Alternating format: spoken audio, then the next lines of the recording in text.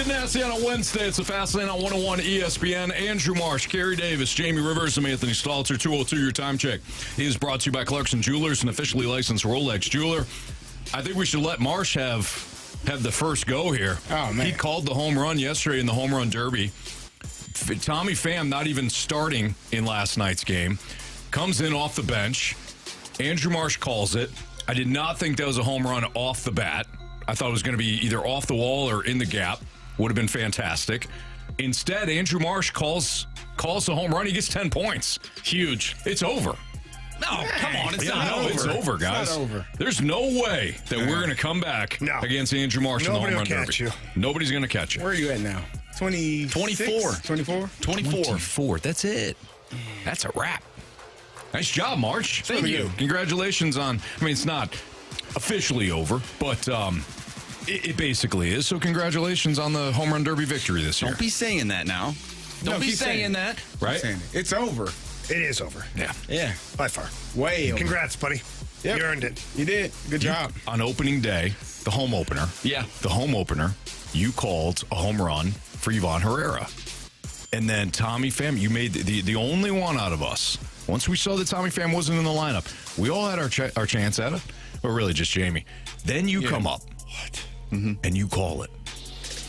What's going on with those crystal balls of yours? I don't know. I think it's It's got one and then a backup. I do have the backup. Yep. I think it's just making up for my terrible vision that I had last summer.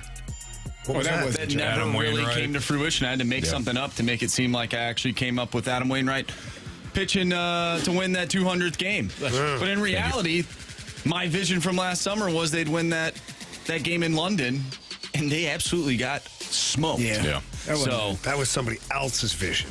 Sure. Yes, absolutely. So I think it's just, things need to be balanced out, right? So one really bad vision, two really good ones. I think you're about even now. No doubt about it. I thought it was more maybe compensation for your performance regarding Bet the Board, where you mailed it in a week too early. Maybe. He's like, the month's over. No, But hey, things change. Things change. Very true. Cardinals, Cardinals are currently up 3-0 right now on the Texas Rangers at Busch Stadium, so they have an opportunity today. If they can continue to add on here and or just hold on, they'll win the series. This has got to be a get-right series for the Cardinals. I don't care who the opponent is right now. I don't care. I care about what time of year it is. Tomorrow's going to be August 1st. The Cardinals have to stockpile victories here. So they've started off slow coming out of the gates in the following the All-Star break, and this Texas Rangers team has been middling to underperforming all year. Cardinals need a victory today, and so far so good. 3-0, and Tommy Pham has another hit today, and a run scored on a great slide. Bad throw by Lowe at first base, but a great slide. And the Cardinals up 3-0 right now. They look good. It's funny how things can change, and it's a little early to see exactly what the Cardinals will look like ultimately here now with their new team, we'll say, with Pham and Fetty and Armstrong coming on board. But guys, I don't think I'm crazy to think that Cardinals team had a little more energy last night. Oh, I completely agree. Like, I saw Paul Goldschmidt losing his mind in the dugout after Tommy Pham hit that grand slam home run. You don't see that very often. And Tommy Pham, for me, is just a guy that every player that was talked to last night before or after the game, even Ollie and even John Mozeliak, who was talking to Randy and Brooke this morning and Danny Mac on the morning show, they just say it's the guy who wants to win. He wants to compete. He's got a lot of energy. Like, we know what Tommy Pham is. Yeah. I feel like he's already had an impact on this team. Yes, the Grand Slam, of course, that had an impact. But I feel like just the way he carries himself, even Lars Nootbaar's like, I don't really know Tommy Pham, but he walks around with such a confidence. He's like, this guy is going to do something good for us. So you're seeing some of the positive results already. Last night, today is the excitement that I have become accustomed to as a Cardinal fan. Like when Marshy was saying yesterday, like, oh, it's whatever, right? But last night, was a really poor attitude. Those are the moments when there are runners in scoring position. You got a pinch hitter coming. You have an opportunity to do something big, and something big happens. Yeah, that's what Cardinal baseball is, in my opinion. That's not what it's been the last couple of years. Those moments have been kind of fleeting. But last night, so far today, those are the exciting moments that you expect, and it's fun. Like, it's fun to see somebody hit a grand slam on his first at bat back after being traded for and coming back home. Like, those are the moments that are exciting for Cardinal fans, for Cardinal baseball. Hopefully they can continue it. Hopefully this is, that was the spark that was needed to allow this team to go on a run. Without it, you're not going to make it. But last night and today so far is what Cardinal fans have been waiting for. Last night brought me back to like 10 years ago. Not only did Lance Lynn go 5 innings, picked up a win, Tommy Pham gets a base hit, or not a base hit, hits the grand slam. It's a base hit. It is a base hit. It just felt different. And yeah, yesterday I said, this team, whatever. Like that's how I felt. That's how I felt. And last night sort of gave me a new, like a spark. Something sparked last night where I'm like, okay, maybe this team could go on some run where they have a little devil magic in them, and it all starts last night. Like, that could have been the moment where things start to change, and hopefully it does, because I really enjoy Cardinal baseball. Even when they're not the best team on paper, they find ways to win, and last night I think could be the start of something great. We'll see. Who knows? The team could go back to being what they are, and the 500 team, and they're like, okay, whatever. They needed a spark. They needed a spark. Yeah. Tommy Pham brought that last night, and now we get to see what Eric Fetty can do on Friday. Yeah, so, Marsh, I agree with you. You look at this Cardinals team right now, with the addition of Eric Fetty to the rotation. If Sonny Gray fixes, whatever he knows he has to fix and shows everybody about it, then he gets back on track. You've got Gibby that can be on track. Lance Lynn's going to be out for a bit. We'll talk about that later. And Andre Palante's still going.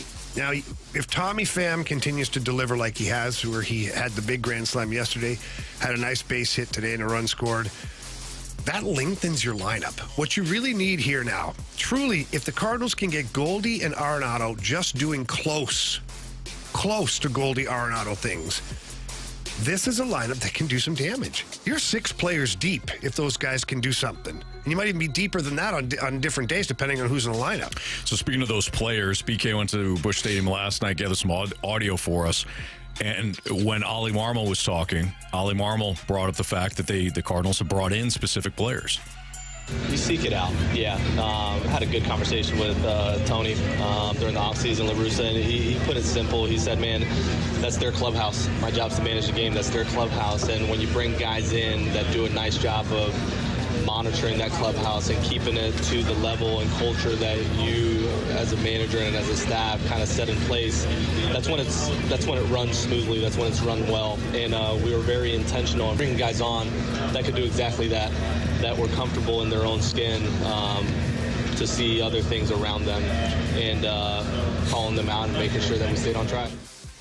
Yeah, this is what you should be doing. You should be bringing in specific players for a very specific reason. And let's give Mold some credit here. He brought in Lance Lynn and Kyle Gibson and Matt Carpenter for their veteran leadership. And Brandon Crawford. And Brandon Crawford, for that matter, too.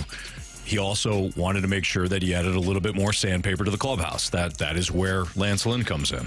The 3 trades that he made, or the 2 trades that he made, the 3 players that he brought in, filled very specific needs. And I think with Tommy Pham, you do get that spark. It's kind of like when you have a new employee that you've heard about before, or maybe a new boss. Everybody stands up a little straighter because it's new and it's interesting. And in this case, it's exciting with Tommy Pham. And I wonder if, Tommy Pham's a bit of a grinder. Like, he gets in there and he takes every rep as it's his last rep. He takes every at bat like it's his last at bat. He is incredibly intentional in what he does. And I don't know if the Cardinals need it or not. I'm not on the team. I'm not in the clubhouse every day. But I do know that, to Jamie, to your point, that was a different-looking team last night. As soon as Tommy Pham hit the grand slam, that was a different-looking team. And already today, it has carried over. You got a rookie on the mound in Michael McGreevy, and you're up 3-0, and there's a little bit of sense of urgency. You could feel it watching it on TV. There's a sense of urgency. So hopefully this continues. We'll find out. It's Fastlane on 101 ESPN. Jamie just mentioned Lance Lynn and what this looks like. So Lance Lynn is heading to the 15-day IL. What does this mean for the starting rotation now? And maybe if you fast forward a month from now or a couple weeks from now, what does it look like? That's next on 101 ESPN.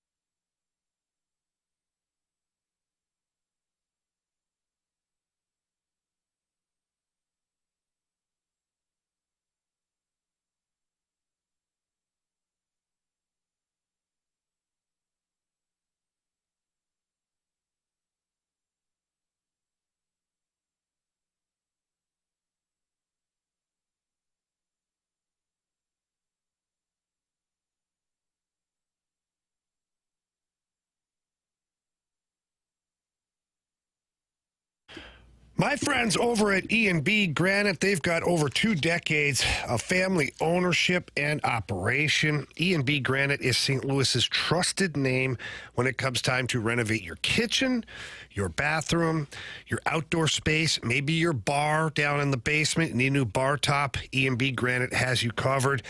They offer an extensive selection of custom countertops, cabinets, and flooring that cater to diverse tastes. So whatever you want, they've got a variety of colors, patterns, styles. All of them are guaranteed to bring new life to whatever living space it is. So again, whether that's your kitchen, your bathroom, your outdoor space, or your bar area in your home, whether that's upstairs in the basement bar, outside bar, they are the greatest at the granite and countertop and marble, soapstone, name it. They've got that all available for you, and the representatives are fantastic at what they do. They walk you through the process. They get in there. They measure things, rip out all the old stuff without any damage done, and then once they're done with the installation, it looks like something out of a magazine. It truly is unbelievable, and all you have to do to get that expert advice and that great execution and superb customer service is give them a call at 314-645-9300. That's 314-645-9300, or you can always visit them at enbgranite.com.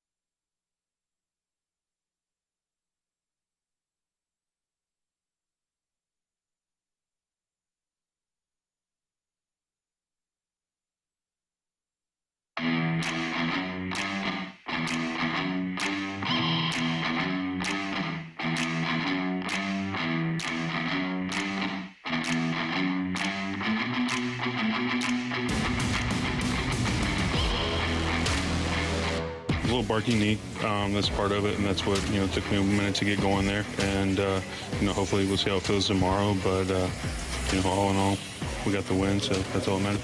That was Lance Lynn following last night's performance. He said he's been pitching with a right knee inflammation.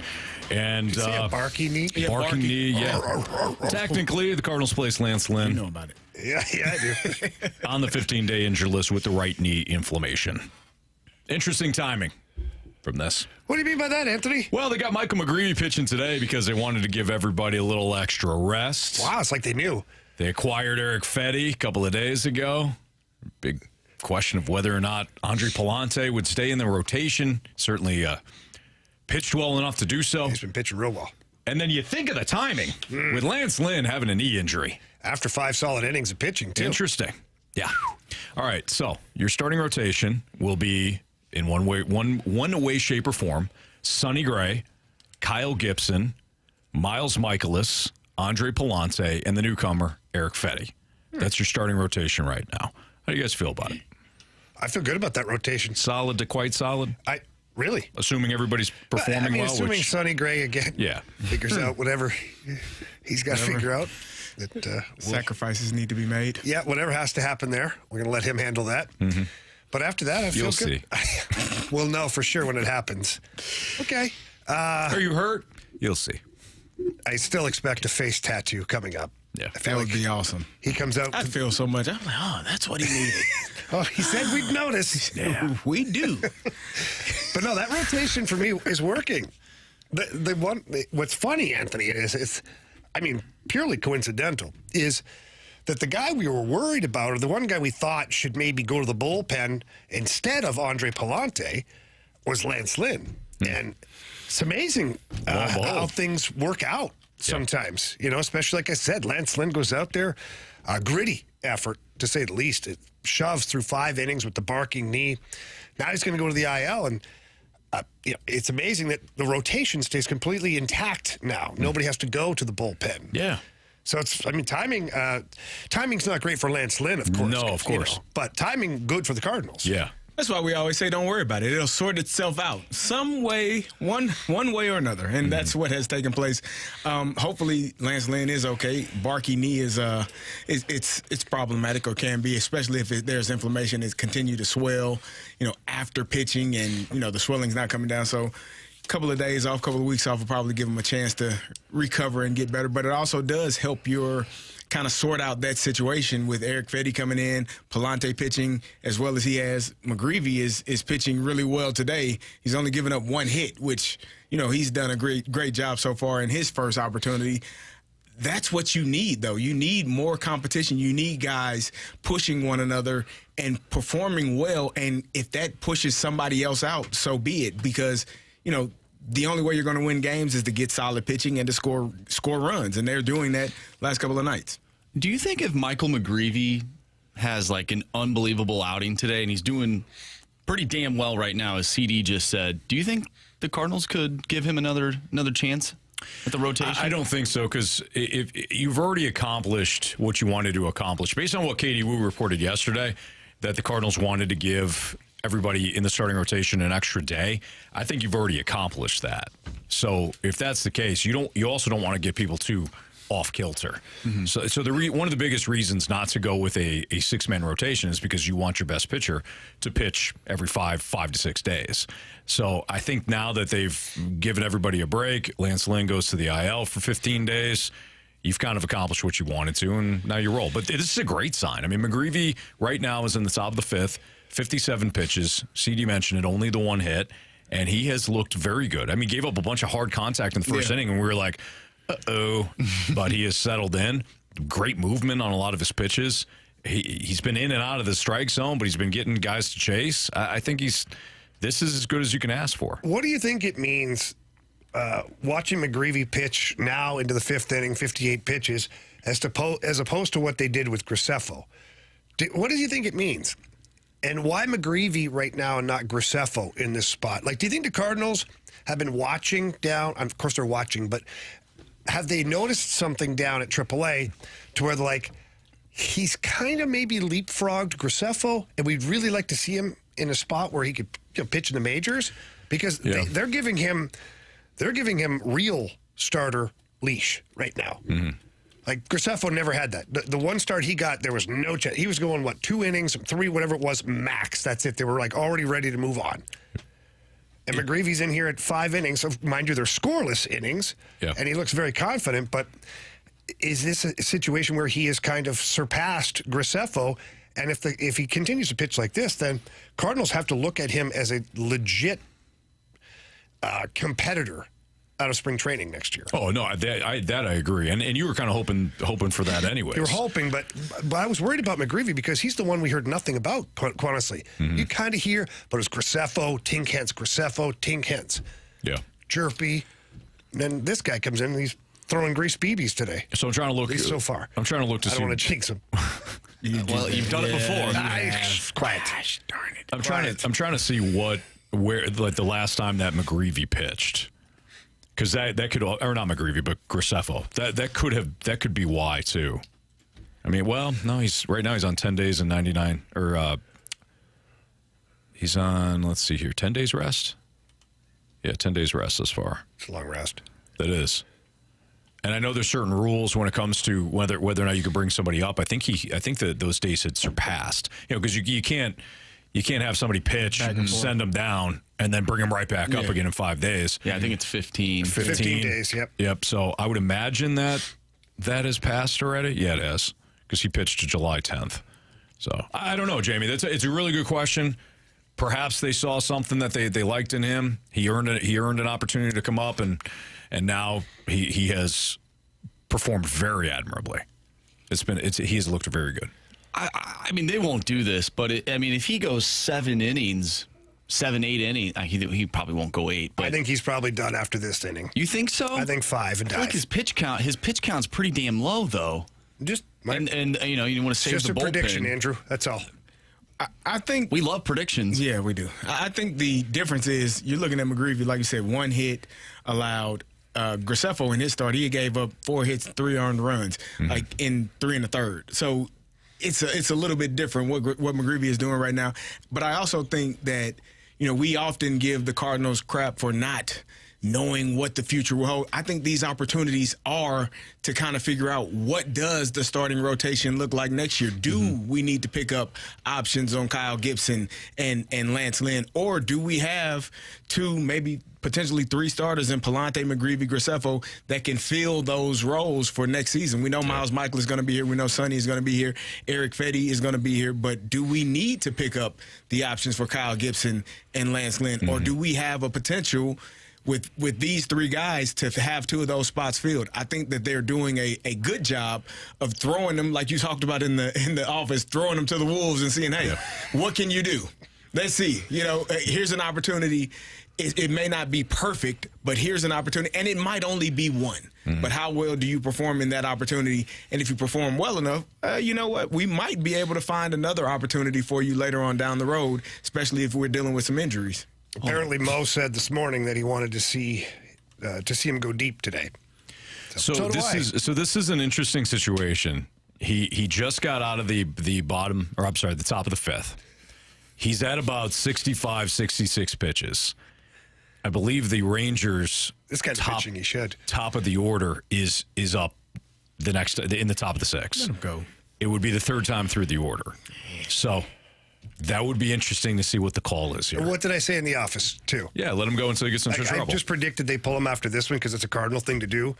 But I said in the office to Anthony, I don't know if you were just you and I in the office, but I said, let him pitch until he gets in trouble. Yeah. Let's let him go and let him get a little bit of trouble, see how he handles it. And then if the water gets up to the knees, starting to get a little deep, then you go, okay. I think you can go get him now. I think you can go get him now. All right, we'll see what they do. Interesting. Cardinals up right now 3-0 as they head into the bottom of the 5th inning at Busch Stadium. It's Fastlane on 101 ESPN. We have what's trending next.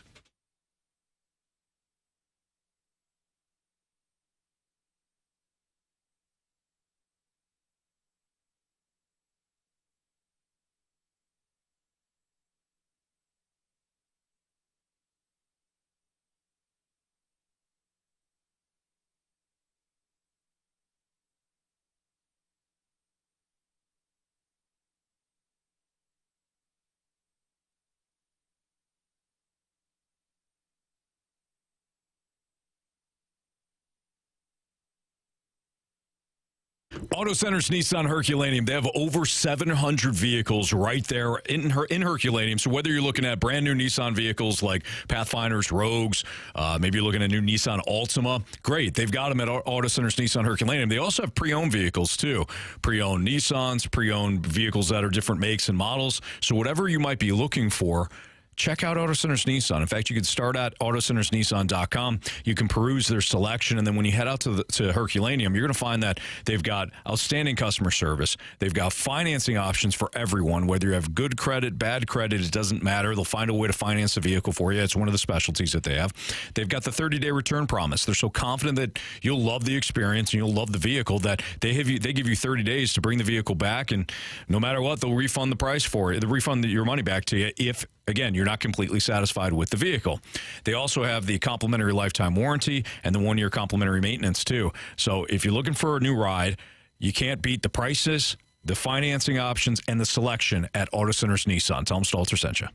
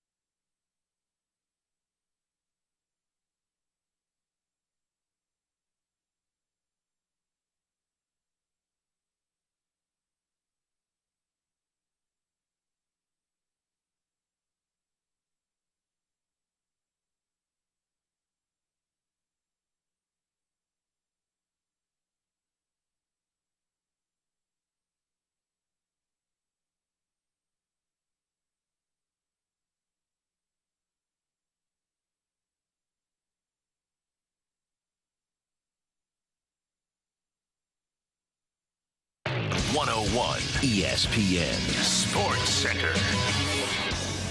I'm Andrew Marsh. It's time for a Sports Center update driven by Johnny Londoff Chevrolet and Johnny Londoff Autoplex. The Cardinals won last night 8-1 thanks to Tommy Pham's grand slam in his first at-bat back as a Cardinal. The Cardinals currently lead the Texas Rangers right now 5-0 in the bottom of the fifth inning. We'll keep you updated on that game as the Cardinals look to take this series against the Texas Rangers. We have What's Trending coming up next. I'm Andrew Marsh, and the Sports Center update is driven by Johnny Londoff Chevrolet and Johnny Londoff Autoplex. See them at londoff.com. Chevy, together we drive. Are you kidding me?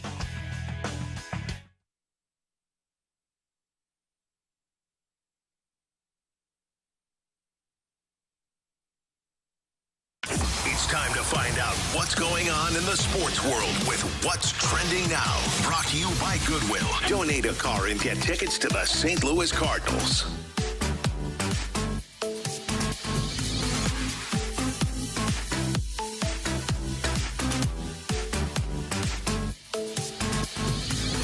Welcome back to the Fast Lane here on 101 ESPN with Anthony Stalter, Jamie Rivers, and Carey Davis. I'm Andrew Marsh, and it's time for What's Trending.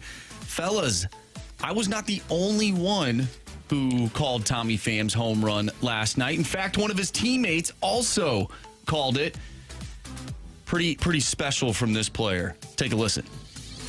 As he walked to the on-deck circle to take the at-bat for me, I told Ollie and Turner at the same time that he's hitting a home run. And he did. How did you know that? Because I just had a feeling. I've seen a lot of baseball. And I thought I had a feeling it was going to happen, and it happened. And that was Matt Carpenter, who was one of the, there's a ton of guys who were hooting and hollering in the dugout. But Matt Carpenter right on the top step, he's like, let's go. Pretty cool from Matt Carpenter in that Tommy Pham moment. It's pretty wild, man. And it is true. As you get to be an older player, you get a sense of certain things, and you're not always right with what you're feeling in that moment. But Matt Carpenter has had a lot of moments at Busch Stadium wearing the birds on the bat, and I'm sure that he felt something in that particular instance. And then you can see, like, if you go back and watch the game, Matt Carpenter's first reaction is he's kind of wide-eyed, like staring, like, oh my gosh, it just happened. But now you hear the story of like that he called it. That's pretty awesome. Did that just happen? That's a special moment, man. Like your first at bat coming back to a team you played for previously, bases loaded. You know, even he said it's like one of the top moments in his career, and just to have that. It was special, and I know, get the curtain call. I just watching it, I got knew the curtain chills. call was coming for sure. You had to, if you were there and got to experience that moment, and if you were in that dugout experiencing that moment, I'm sure they all were just thrilled because you need that, number one. But number two, it's a special moment as an athlete to have your moment and everybody cheering for you. I think that's awesome. Well, speaking of grand slams, Jackson Holliday, first big league home run was a grand slam today for the Baltimore Orioles. Now, Jackson Holliday, he struggled in his first stint with the Orioles earlier this season, comes back, gets his first big league home run. Just a really cool moment for him and the Holliday family as well. I'm happy for him, man. I am. I'm happy for him. That's fantastic. I hope he stays up. I hope he has a lot of success today. Orioles with the big win against the Blue Jays. That kid can hit. We know he can. It's just, can you do it at the big league level, and can you do it consistently? And I'm sure he will. So he's a phenomenal baseball player, as we know. But this is bigger than that for me. This, to me, shows you or me or baseball fans what it's like to accept your craft, be mentally tough, go back down to the minors, do what you have to do, and then come back, which is something we don't always see from some of the baseball players. We've seen a couple here in St. Louis where they just can't quite grasp it. They go back down. They can't quite figure it out. They come back up. They still haven't really figured it out. And I'm not saying Jackson Holliday has figured it all out at this point. Mm-hmm. But to your point, Marshy, he went an 0 for historical number when he came up the first time. I'm not joking. I think the worst start to a Major League Baseball career ever. 0 for whatever the number was. I could be wrong. You can fact check me, but I remember hearing them talk about this. Maybe it was Orioles history or whatever. Gets sent down. That can't be easy. Yeah. You're Matt Holliday's son. You're a number 1 overall pick, and you come up and you feel, as an individual, like you flopped. You feel like I'm a bust at that point. Goes back down to Norfolk, I believe, is where he's at, and gets back to business. And it didn't happen right away. It took him a little while because you could tell he was like in his headspace a little bit. But whatever they've done with him, whatever Matt has been able to contribute, has got him back to the Orioles now in one of the most important times for them, and he hits a grand slam. So that tells me a lot about the player and the individual. And for me, it also, I'm sure, tells him himself that I can do this. Like there's you don't want to plant a seed of doubt, but when you start struggling and don't have success at another level, like you had all the success your entire career, and then you get to the highest level, and you're like, oh, I'm struggling. and you get sent down, and then you have to deal with that, and then to come back and to hit a grand slam, your first home run, like it relieves some pressure off of you internally that you may be putting on yourself that maybe I can't do this. Oh, yep, I can. This is the same. It's the same game I've been playing my whole life, not to worry. And so that, to me, is also, that's a special moment for him, as you said, for the family to go through that. And for the fans of Baltimore who have been waiting for him to have this success. They have so many young players, and this is the one they're like, oh, when is it going to happen? And for him to hit that grand slam was special. You know, I think Swan shared Jeff Passan's tweet about the White Sox. And this is interesting. So Jeff Passan, this is back in 2020. He said the White Sox cost control players through the following years. And he listed the player's name and then how long the White Sox would have them. Luis Robert, Eloy Jimenez, Dylan Cease, Tim Anderson, Michael Kopech, Lucas Giolito, Yohan Moncada, Yasmani Grandal, and Dallas Keuchel. So that was the cost control players. Now, nobody except for Luis Roberts on the team.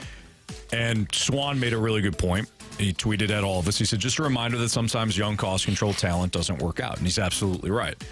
If you flip it and you go to the Orioles and you look at their roster, and it's Jackson Holliday and Adley Rutschman and Gunnar Henderson and now Colton Cowser, Ryan Mountcastle, Ryan O'Hearn. You just go on down the list. Jordan Westberg has been a revelation for them this year. When you have a team that knows what it's doing, and yes, benefits from drafting pretty high, but not all these guys were high picks, drafting high, developing, and then you have the young cost control players. Your window for the Orioles, as an Orioles team, wide open right now. And they're fun, and they're young. Yeah. That's going to be a bit of a nightmare in that division, especially for the Yankees. Sure. The Yankees are like, really? All of a sudden the Orioles are good? Really good? Finally.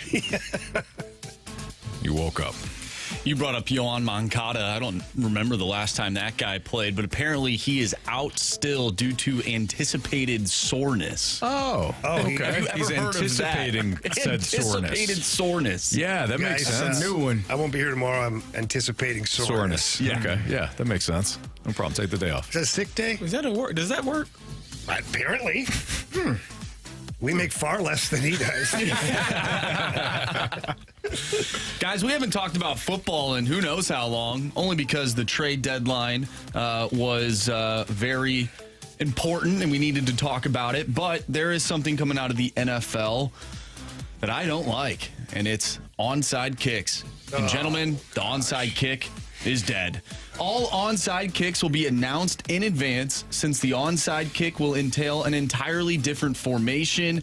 Onside kicks cannot happen until the fourth quarter, and only the team that is trailing can perform them. And I also believe, I said it. You have to announce that you're about to do an onside kick. Do you have to tell them which player you're going to kick to? I think so, too. Yeah, what this side? Is ridiculous. So, CD, Anthony, one of you football guys, help me out here, because what have they changed with the kickoff? Have they gone to the XFL rules? Yes. So okay. the kickoff team is, I guess, on the 35 or the 40-yard line, and the kickoff return team is on the 35-yard line. So the kicker is back at his normal spot. So it would almost be impossible to have an onside kick without alerting the other team and telling them, hey, we have to do this. This is what we're doing right now because of how the kickoff formation is going to be for 2024.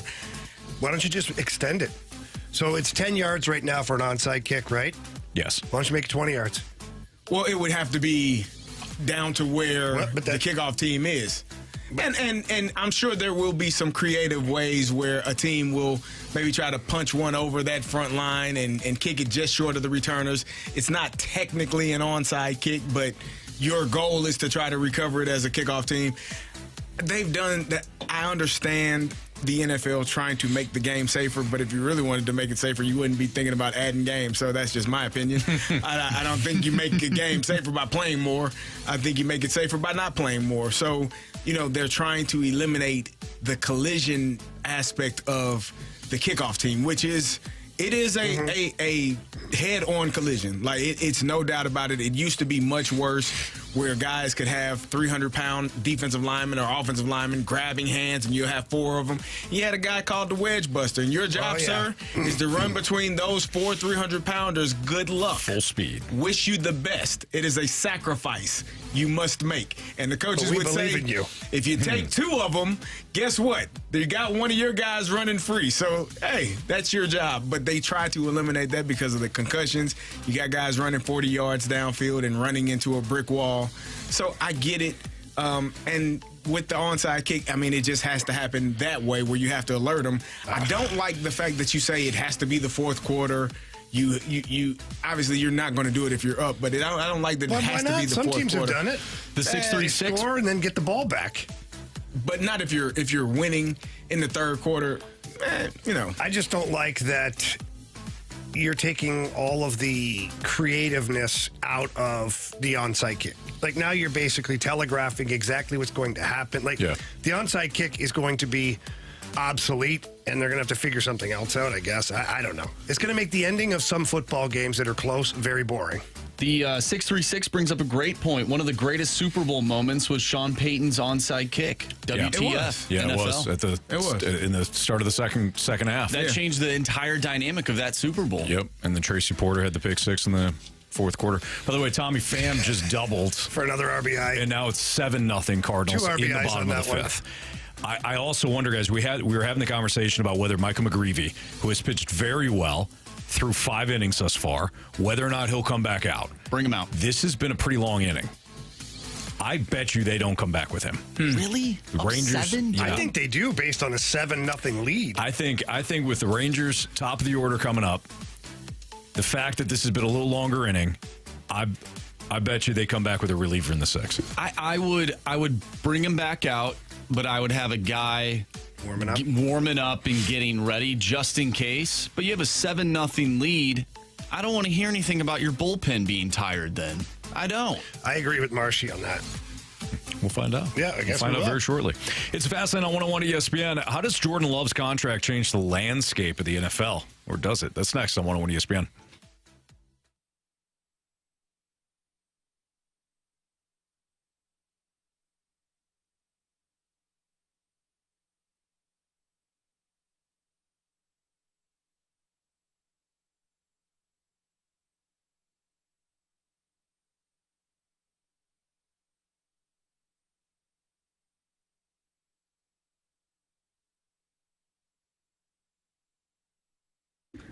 Anheuser-Busch and Stella Artois are partnering with Hot Ones to bring you hot wings and hot trivia questions.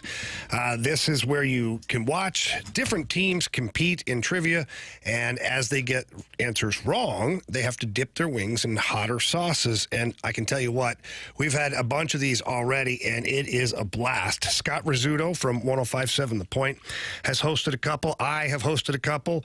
We've been at Cyberg's, Helen Fitzgerald's. We've been at Hot Shots. Well, the location to be determined, but the finale will be on August 8th, and you're not going to want to miss it. It's a really good time with lots of great people there, and you don't have to compete. You can just show up. There's attendance prizes. There's all sorts of fun stuff going on, and of course, they're going to have free samplings of Stella Artois going around the bar throughout the night. So again, don't miss the grand finale, August 8th. Location to be determined. Scott Rizzuto, me, Jamie Rivers will be in attendance on that night for the grand finale. It's going to be a blast. For more information, all you have to do is check out 101ESPN.com.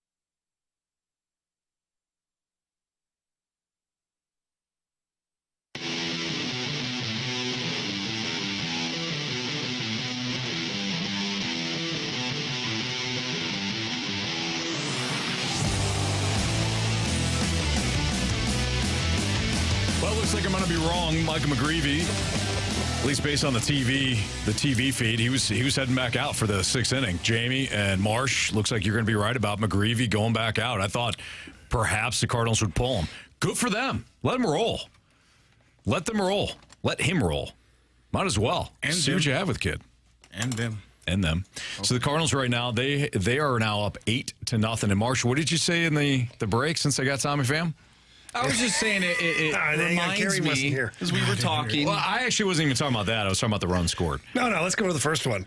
Oh. We can get to that. But Oh, okay. So I said Tommy Pham, he's inserted into the lineup, and since he's been here, they've already scored 16 runs in 2 games. The offense looks completely different than what we've been seeing. Yeah. And what was the second thing he said? The other thing was, we were talking about, is Tommy Pham going to be that guy coming off the bench? And you were saying, Jamie, that, well, if he keeps hitting like this, because he just got a double against a righty, keeps hitting like this, how do you not have him in the lineup? And I said, well, that's eerily similar to what Albert Pujols' role was in 2022 when he was there to just hit off lefties, and then he started hitting everybody, so you had to play him. I wrote down 246.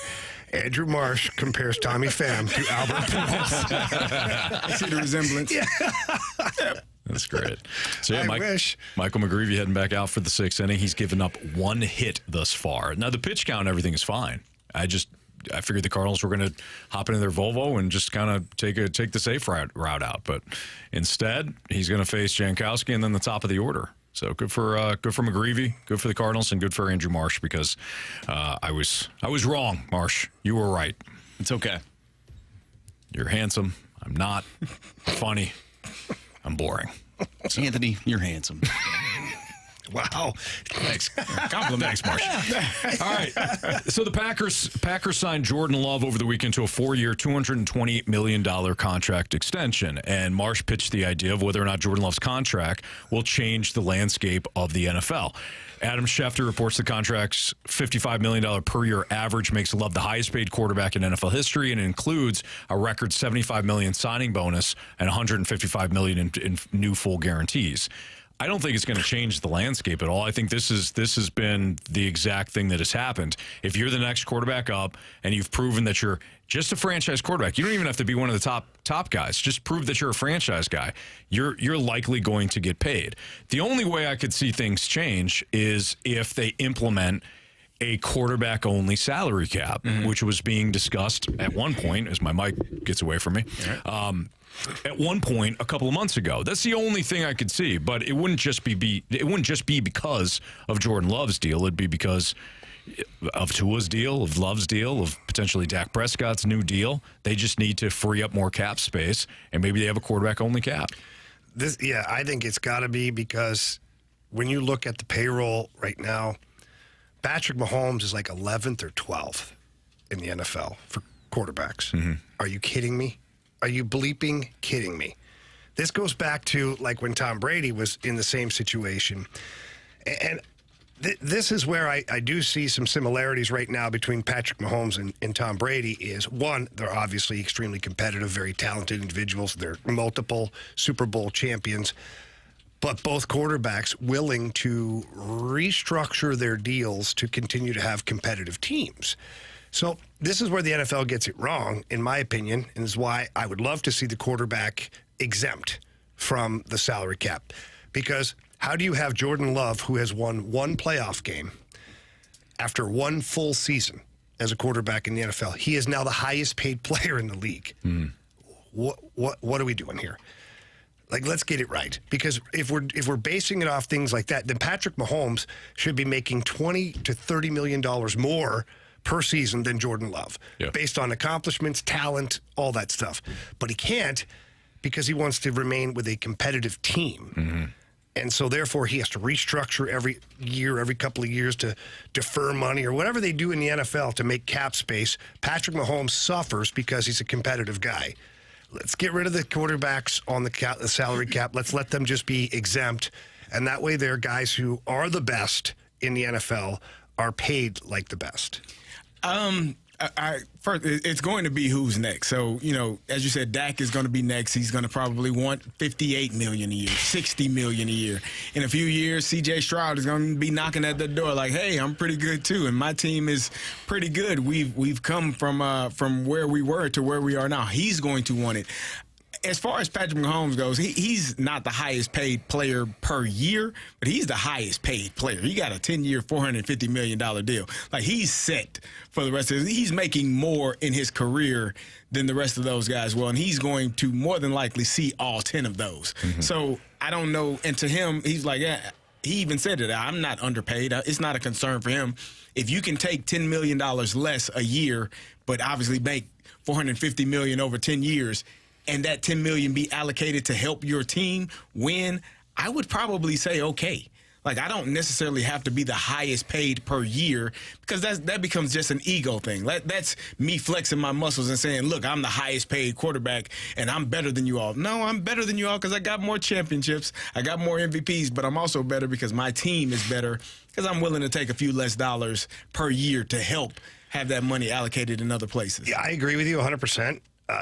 I guess where I push back, not towards you, just overall, is he's the best quarterback in the NFL. He is. He should be paid that way. He shouldn't have to defer $10 million or move he shouldn't have to do that. No, Jamie, look, I can go ahead. No, I was going to say, but he didn't. I mean, when he signed his contract, he was one of the highest paid at the time. Yeah. And so you have 8 or 9 guys get signed after him. He set the market. So Lamar Jackson is like, okay, well, give me a little bit more. And then Jalen Hurts, give me a little bit more. But that's my thing. Is those guys shouldn't be getting any more. But that's on the franchise that is signing them to said you're worth contract. What they'll pay you. Correct. Trust me, I totally understand that. And two, I mean, Jamie, and you know this, and I agree. Mahomes, it should work out where Mahomes, the top quarterback in the league, makes the most money. But we talk about this sometimes with defensemen, guys that, and I'm just using one position, but like in hockey, you see defensemen that aren't that great that are making $10 million. Yes. Why? Because the team was willing to pay it, and they're perhaps desperate, and that defenseman hit the free agent market at the right time. So guys in any sport will be underpaid and overpaid. That's just how it is. Cardinals, by the way, up 8-1 now. Micah McGreevy, for the first time all game, has run into some trouble here in the top of the 6, but the Cardinals are allowing him to work through it. He's at 83 pitches right now at Busch Stadium. Kid's smiling. He's baby-faced, that Micah McGreevy. He looks like he's 15 years old. He does. On the mound. Yeah, but he looks cool, calm, and collected. It was Henry Rowengartner for a minute. That would have been a hell of a trade, assuming he was injured again, meaning he's got the rocket arm. All right, it's the Fast Lane on 101 ESPN. When this game concludes, we'll break down McGreevy's performance. Tommy Pham with another big day. Things looked very good thus far at Busch Stadium, and they need this, man. They need this win today. They need a victory in the series.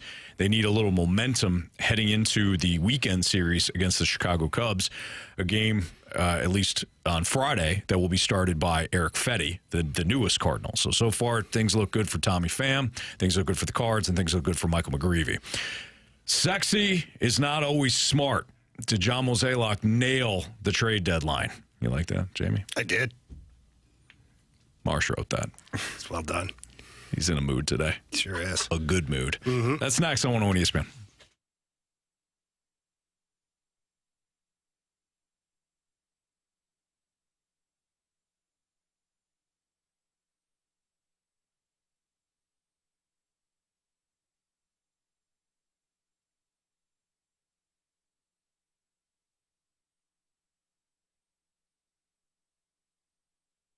Hey, when it comes to Mosby Building Arts, they don't know a project that's too big, and they don't care if the project is small. Mosby Building Arts, whether it's an outdoor fireplace, a front porch, front door, columns, new columns in front of your house, maybe a new garage door, maybe new patio doors. Mosby Building Arts, they know that no project is too small, because small projects can lead to big results. Minor changes can lead to major rewards. And with Mosby Building Arts, whether you're looking to do maybe a fireplace update, a laundry room update, they do a tremendous job. And the process is the same. Whether you're doing a complete home remodel, like a new master master bathroom or a kitchen, or maybe you want to redo your, completely deck out your basement.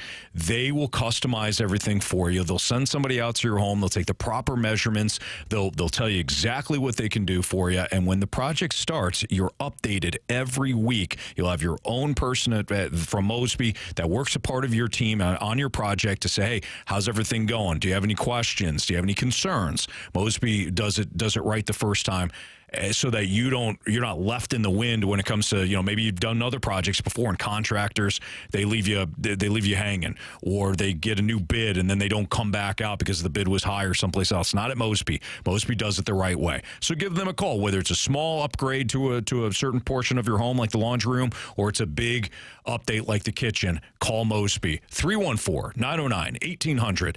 Mosby Building Arts, the right remodeling company.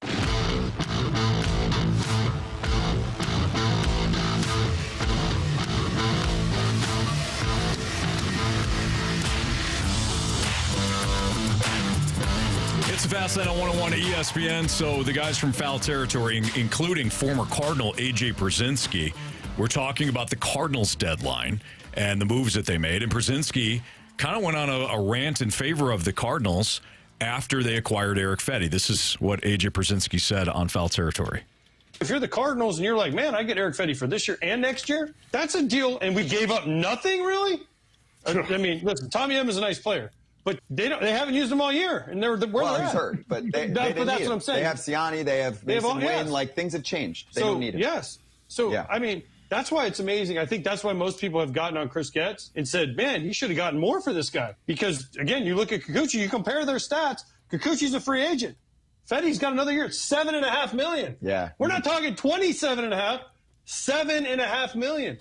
Nobody's a starter for $7.5. Not this quality that Eric Fetty is. His production has been a 1. I know he's not a 1, but his production this year has been a 1. He has 7 wins this year.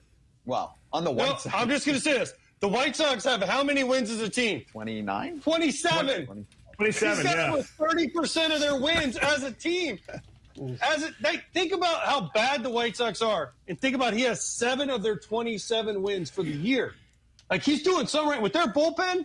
As bad as their bullpen's been, their defense too. I mean, their defense, their hitting, but it's their hitting numbers are the worst in the league in like every category except for batting average. Seattle's got them. Yep. Everything else is White Sox, and he's got 7 wins. That's why I'm praising the heck out of the Cardinals. It's amazing right now. to me. They pulled off a great deal, and I want to make sure we highlight it.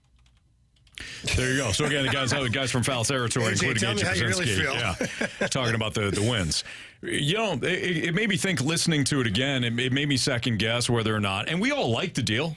We were all happy. We were all surprised. We thought that John Mozeliak made a really smart trade involving the Dodgers, giving up Tommy Edman, a player, as they noted, you didn't really use this season because he's injured. You got Ciani and you got Burles and you got these other guys that have made Tommy Edman a good player, but a good player that was made expendable.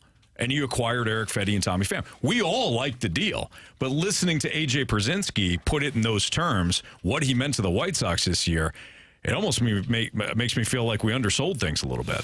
Yeah, a with little Eric bit. Fedde. But I said it yesterday that I thought Mo had done his job.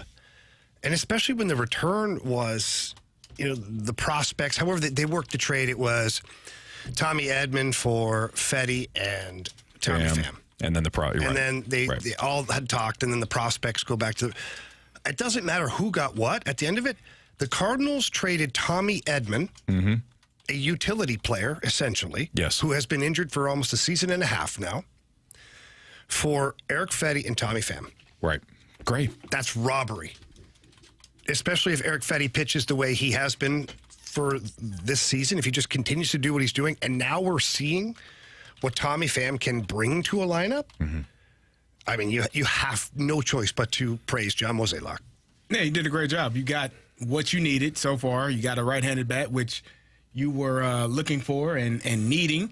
And we'll see what Eric Fedde is able to do when he gets his first opportunity in a Cardinal uniform. Is he the starting pitcher that you needed as well? So, yes, you did good. You did a great job getting two players that are going to help you down the stretch here for one player that hasn't played one play all season, has not been, taking one fly ball, has not taken one at bat, has not done anything on the big league roster all season long. And there were high expectations for him coming into the season, but he hasn't been here. So you're not necessarily missing something, and you're already getting positive reinforcement from one of the players. Hopefully the second one is going to be just as good.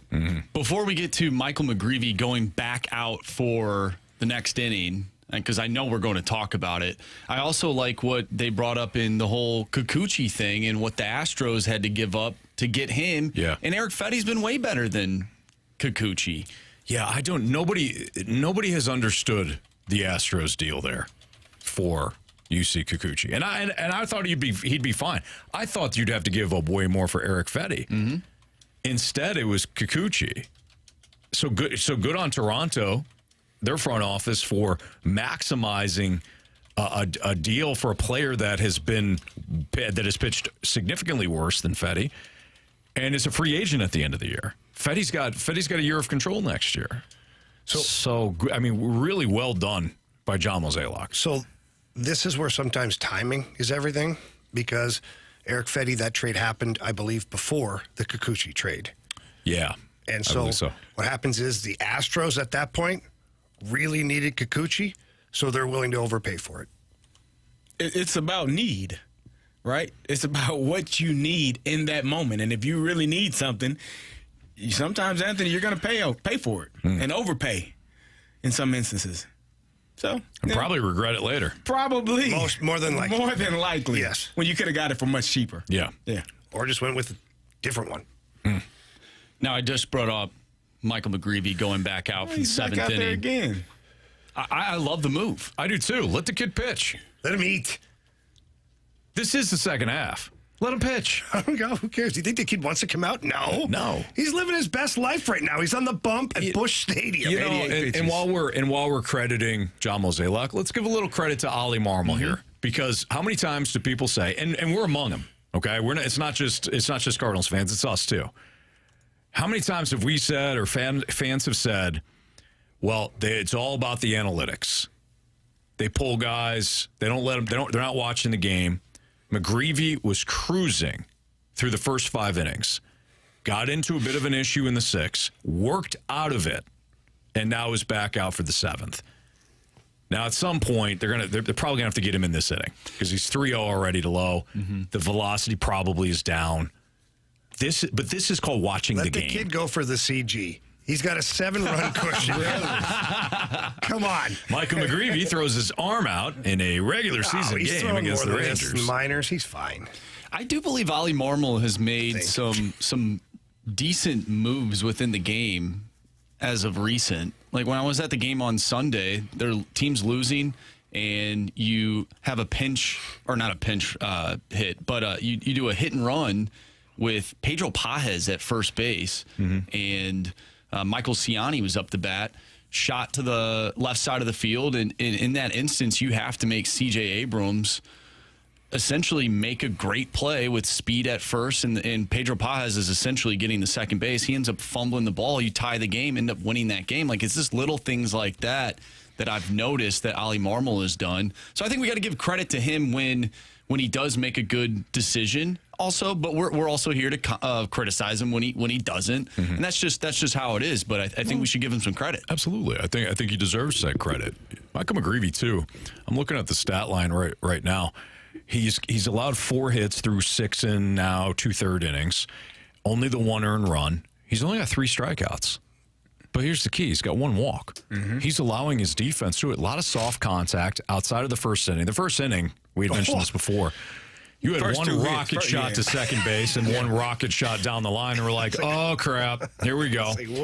But credit the kid. He settled in. He's got a lot of movement on his pitches. And I've talked about this before. Watch the batters. Are they uncomfortable? If they're uncomfortable in the box, even if they're not necessarily fooled, are they uncomfortable? Are they off balance? Do they have poor footwork? And a lot of these Rangers do. And you're talking about guys like Corey Seager, Marcus Simeon's had a good day, but guys that can hit. A lot of these guys obviously won a World Series last year. So it's only 1 start, but so far the debut for Michael McGreevy has been nothing short of sensational. And right now the Cardinals are up 8-1 in the top of the 7th. To your point, he had a 3-0 count, that first batter. Next time we look over, he's got 2 outs. 3-0, gets it to 3-1, and then whoever it was, I think it was Lowe, hit a dribbler back to him. So, excellent job. I think you got to give this guy another chance. You can't just go out there and go 7 innings. Yeah, but then where do you spot him in? Where do you spot him in? Now you're going to screw up your rotation because Sonny Gray, Kyle Gibson, Miles Michaelis, your veteran guys are not going to want to go to a 6-man rotation. Yeah. It's fine, Marcia. It's good. But let's pull the thread. So who would you pull? It's got to be Palante then. Maybe really? Palante. He's been your best pitcher. I don't know, but I know I want this guy on my roster last 5 down the starts, stretch in some capacity. You want this guy down the stretch? If he's going to pitch like this. Well, okay, but there's no guarantee of that. Well, obviously, I think the next give him time we another see, chance, though. I think the next time he gets his next chance, the next time there's a doubleheader. They add a guy and he gets a start. I like that idea. You know what I mean? He just worked out of the 7th, too. Yeah. So he is now through 7. I'm just saying, the next time for him, I'd say, kid, unbelievable job. The next doubleheader situation, you'll be back up and you will get a start. I'm with Marsh. I think you DFA Sonny Gray and you let this guy Maybe that's what Sonny said. You'll know when it happens. I'm screwed. All right, it's a Fast Line on 101 ESPN. We're going to play Are You Sold next. If you want to send in an Are You Sold statement, do so to the Air Comfort Service text line. We appreciate the involvement. 314-399-9646. Again, is the Air Comfort Service text line. Are You Sold next?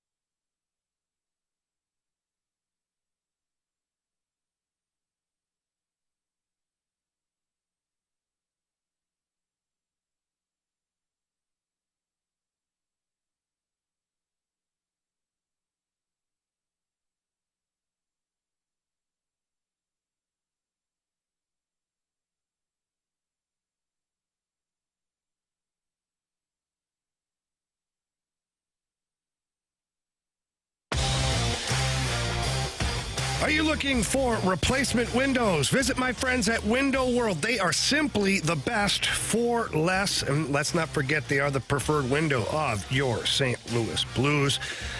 Window World products are unbelievable. Their windows have a double strength glass that you just don't see in everyday replacement windows. I know this because I was in the showroom. They laid one on the floor for me, and I went and stood on the window, and it did not break. That's a quality window, and it's also going to increase the efficiency around your home, so saving you money as well. And they give you a lifetime warranty that covers all the parts, a glass breakage, and a labor. And not only are their products durable, but they offer security, beauty, and energy efficiency. We just talked about that, too. That's going to save you money. And Window World has incredible customer service. I know this because they care. They show up. They check their Google reviews. They want to make sure that they answer all of your questions and that you're perfectly satisfied with everything, the entire process. That's because they care about the people that they deal with. And then right now, let's not forget they're still offering 36 months, same as cash financing with approved credit. And it's real simple. All you have to do, pick up the phone and tell them that Jamie from 101 sent you in. That number's 314-993-1800. Again, that's 314-993-1800, or you can always visit windowworldstlouis.com.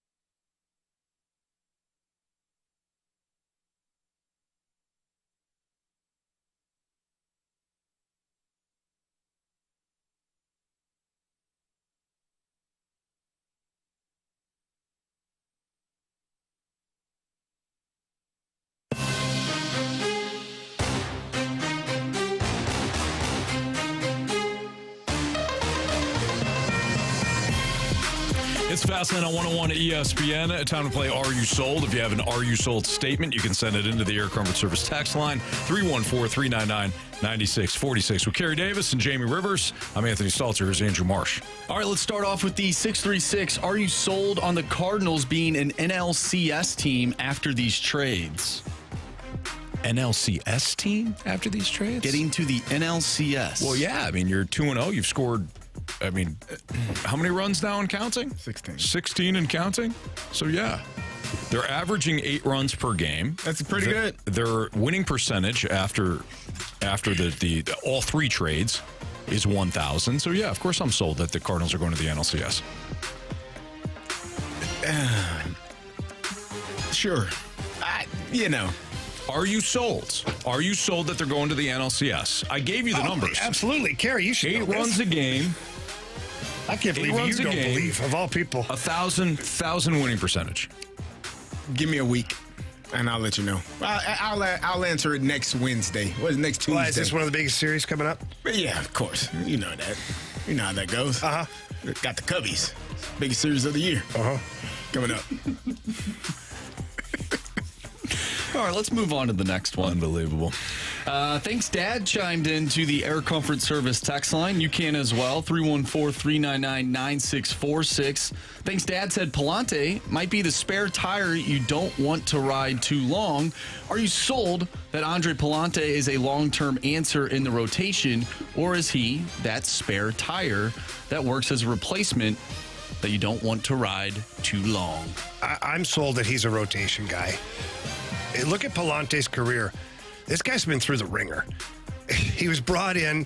He made the team out of spring training. Then the Cardinals used him in every single role that you can with a pitcher. He closed out games. He was the setup man. He was the long reliever. Then he became a starter. Then he went back to the bullpen. He's been all over the place. Back down to AAA ball. Comes back up this time. And I believe what we're seeing is the real thing. I do too. Because I don't see anything fancy or flashy to do with it. He gets really soft contact on a consistent basis. I think this is what he is. I think he's a 4-5 in a rotation. If Lance Lynn wasn't on the team, Andre Palante would be your 5th. You good with that? Me too. Me too. Yeah. I'm fine. He's doing a really good job. I think he's doing. I want to see him continue to get opportunities to pitch and perform until he shows me that he's not capable of doing it consistently. Then he should keep getting opportunities. From the 636, are you sold on Michael McGreevy pulling a Jordan Bennington and come out of nowhere to put the Cards over the top? Absolutely. Guys, this is Are You Sold, Not Prove Me Wrong, which we will also do today. I am sold. Yes.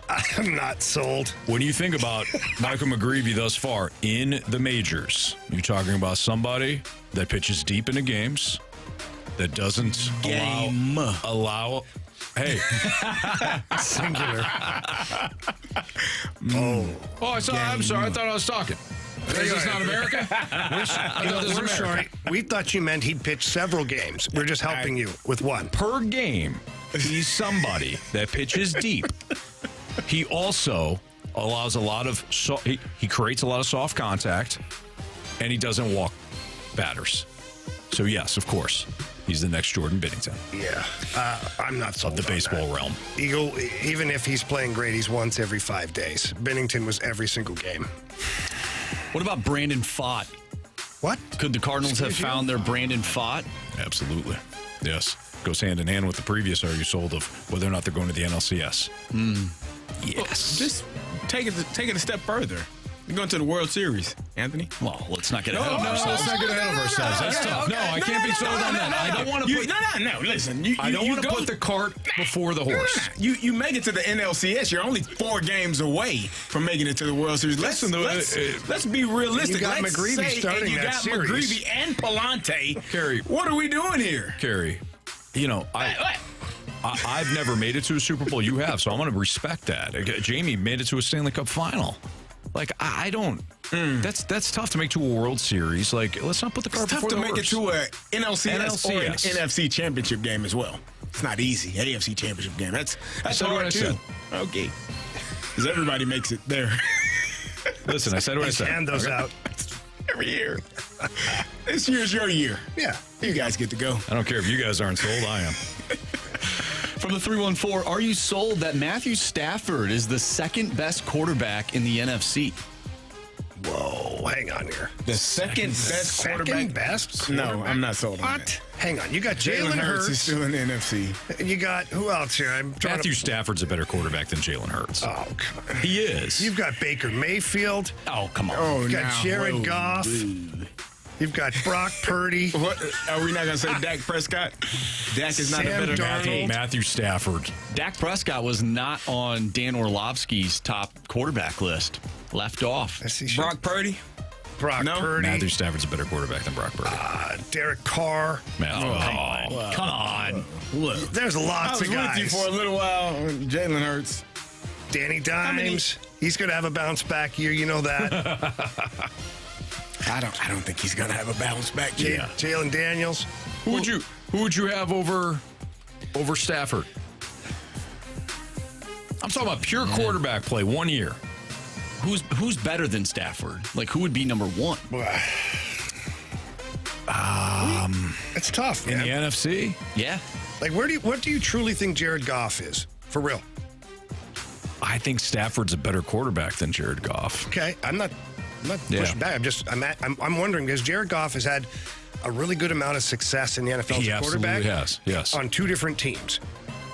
And quite honestly, Jared Goff is kind of what Matthew Stafford was as a Lion, where he got lots of offensive but never won it. Yeah. So I don't know. I would say that so far, I would put Jalen Hurts over Matthew Stafford. Jalen Hurts finished second in MVP voting. Matthew Stafford, as far as I know, has not ever finished in top 10. Matthew Stafford has been to 2 Pro Bowls in his career. And I know you don't think Pro Bowls matter, but it's people that vote for the best players. Jalen Hurts has been in 2 Pro Bowls in his 4-year career. I think that's phenomenal. And I think Matthew Jalen Stafford won a Super Bowl. Okay. Yeah. Aaron Donald won a Super Bowl. Right, because Matthew Stafford had nothing to do with that Rams. Aaron Donald made the play. He certainly did.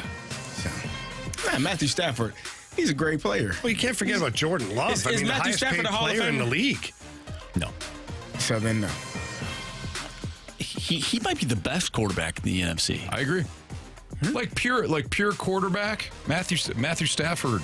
I think we're underselling how good Matthew Stafford is. I always think if you put a certain quarterback on a different team, can they do the same thing and can they elevate that team to be even better? Yes. I think Matthew Stafford does that for any team in the NFC. Mm-hmm. I think he's the best. Around. Nothing gonna From the 618, are you sold? I love how slow that started, and then everybody just got on board. Are you sold? The Sean Armstrong trade does not matter if Tommy Pham and Eric Fetty get us to within 2 games of the Brewers by September. I don't think it's going to matter anyways, to be honest. I think that with the addition of Fetty, somebody's going to be bumped to the bullpen, and whether it's Palante or Lance Lynn or whomever, or Steven Matz comes back at some point to work in the bullpen. I don't think you're going to look down at the bullpen and say, we need Armstrong tonight. Yeah. Right. I think he's there. It's fine, but I don't see him being a pivotal piece of this trade at all. Mm-hmm. And if he is in a positive way, great. Great. If he comes out and he starts missing bats like he can, because he can throw strikes. Yeah. He gets those walks down a little bit, tightens up a little bit against the left-handed hitting. I think he'd be just fine. From the 636, are you sold that Michael McGreevy is pitching well because the Cardinals haven't hyped him up? Would his performance be different if he came in with sky-high expectations? Absolutely. Ask Dylan Carlson. Oh, Jordan Walker. Oh, guys. Fairness to Mason Wynn, though. Mason Wynn has performed. Yes. Jordan Walker did last year, guys. And now look at him. Now He look what they played did. 20 games. They sent him down. 20 really ugly games. They were. You know, Nolan Gorman had 20 game stretch that was probably worse. You know who the Cardinals? Am I wrong? Am I right? I'm wrong. But You know Gorman the already established himself. No game. You know the Cardinals never. Yeah. They had the same. You know They did not have the same anything. Nothing. Will. You go look at home runs, pal. Oh, because that means everything. But have you not met Major League Baseball this year? I don't like what they do. What the hell do they know? You know the Cardinals never overhyped? Brendan Donovan. Tommy Edman. Lars Nootbaar. The Newt. Alec Burleson. Michael Ciani. Yes. Taylor Modern. There's a reason for that. All right, let's do one more from Grant Francis Fan Club. Are you sold? No amount of success from Dylan Carlson will get any Cardinals personnel fired for mishandling him. No, I'm not so. Well, I'm not so. There is a level of success that he could have that would have people questioning why is he so good elsewhere and not here.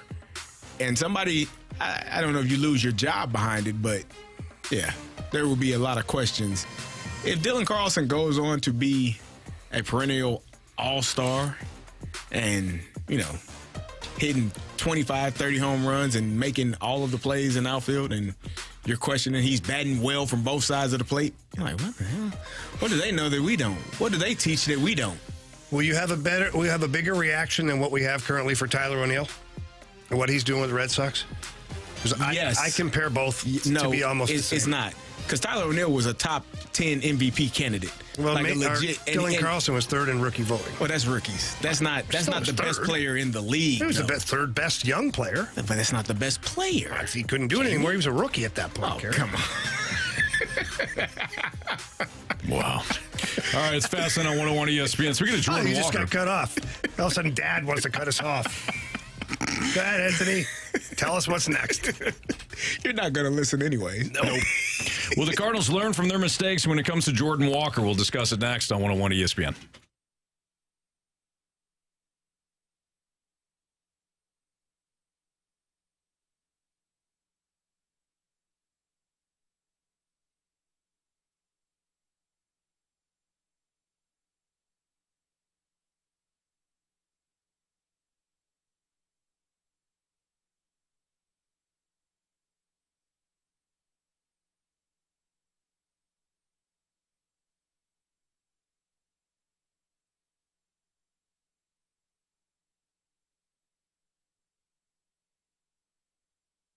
What if I told you that you could sell your home, get the cash, and stay in the home for up to 12 months while you find or build your next home? Gloria Lou is able to eliminate the traditional hassles of buying and selling at the same time.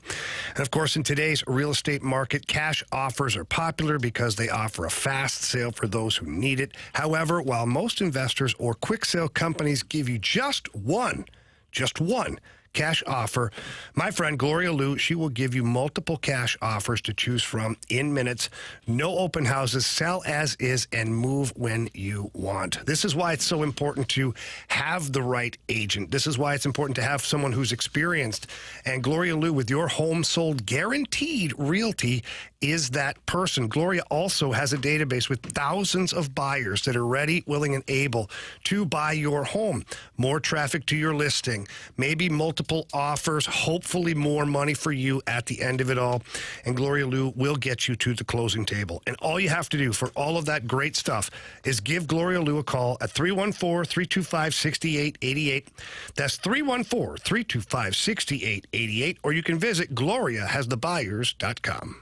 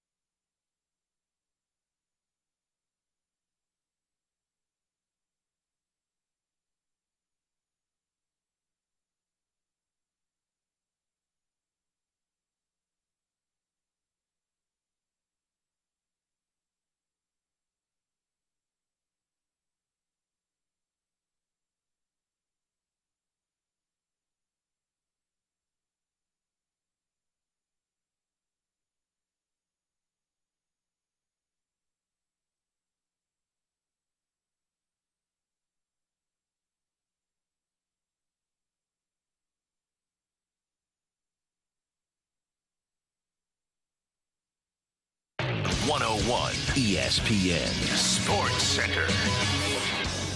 I'm Andrew Marsh. It's time for a Sports Center update brought to you by Saliga Heating and Cooling. The Cardinals are looking to take this 3-game series against the Texas Rangers as they currently lead 10-1 in the bottom of the 8th inning. Last night was a great game for St. Louis, and Tommy Pham, in his first at-bat back as a Cardinal, he hit a grand slam. We talked about that earlier in the show. If you missed anything from today's show, make sure you go to 101ESPN.com or check out the free 101 mobile app. Just head to the podcast page and you'll find all of our interviews and full shows there, and it's all brought to you by Dobbs Tire and Auto Centers.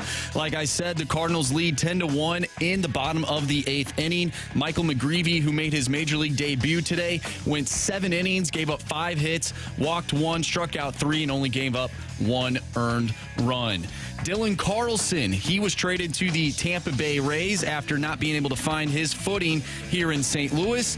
Will the Cardinals learn from their mistakes when it comes to Jordan Walker? We'll talk about that next right here in the Fast Lane. I'm Andrew Marsh, and the Sports Center update is brought to you by Saliga Heating and Cooling, an independent American Standard heating and air conditioning dealer.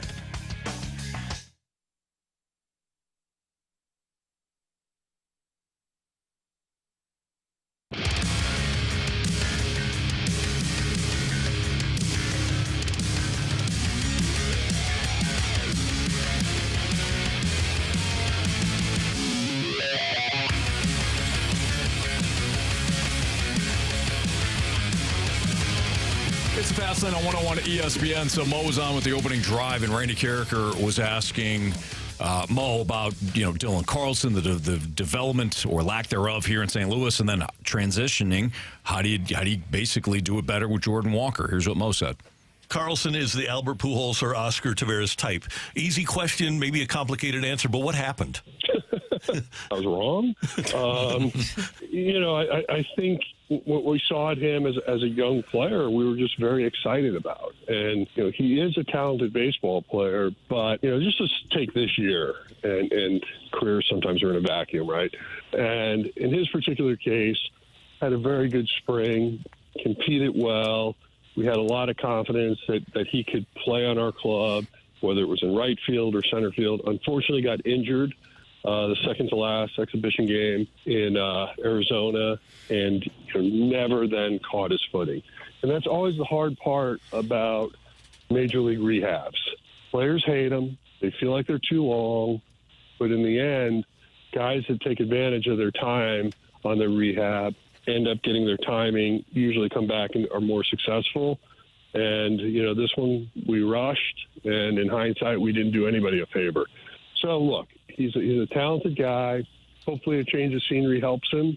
But ultimately, when you're looking at where we are and really the Rubik's Cube of our outfield, it was just going to be really hard to get him playing time moving forward. So what do you guys think of Mo's explanation there for young players, Dylan Carlson, Jordan Walker, the development process overall? What was your takeaway listening to Mo there? I don't know if to me, Mo spent more time talking about, rehabbing and getting back to the normal rather than really the development process. Yeah. So it's tough for me to comment on, what Mo thinks about a development process for a young player, because that one was pretty isolated to an injured young player. Yeah. And I think both the team and the player here are culpable for this. But I would say more so the team, because the players, any competitive athlete wants to get back as fast as they can, bottom line. Mm-hmm. So the team's job is to protect the individual, protect the player from himself.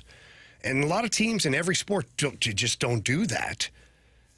And the Cardinals, in this case here, apparently just the same thing. They didn't do that. Yeah. I'm not saying it was a malicious neglect of the player or anything like that. I'm not even alluding to that, because obviously the player wanted to get back. The Cardinals felt he was healthy enough, but he wasn't. He never got right. So as far as the development goes, I go back to before any of the injuries. I go back to the development coming into his rookie season, the pandemic year, all that stuff. Like, I felt like he was fast-tracked a little bit. And it seemed like it was a great idea because he finished third in rookie voting. But ultimately, it looks like that worked against him. Mm-hmm. So maybe this is why they're slow playing Jordan Walker right now, is they have an above adequate outfield, especially now with the addition of Tommy Pham. Like, they've got some pop out there. They've got some hit for average. They've got great defense. They don't need Jordan Walker. Yeah. So let's not fast track him. Let's let him work through some things, and we'll take the abuse from some of the fans who think he should be here already. Now maybe some of the fans will look and go, you know what? Carlson didn't pan out. Maybe we should pump the brakes a little bit on Jordan Walker until he is kicking down the door with, a better average, better slug, extra base hits, things like that, where he's proving that he's ready to take that next step. And so far that hasn't happened.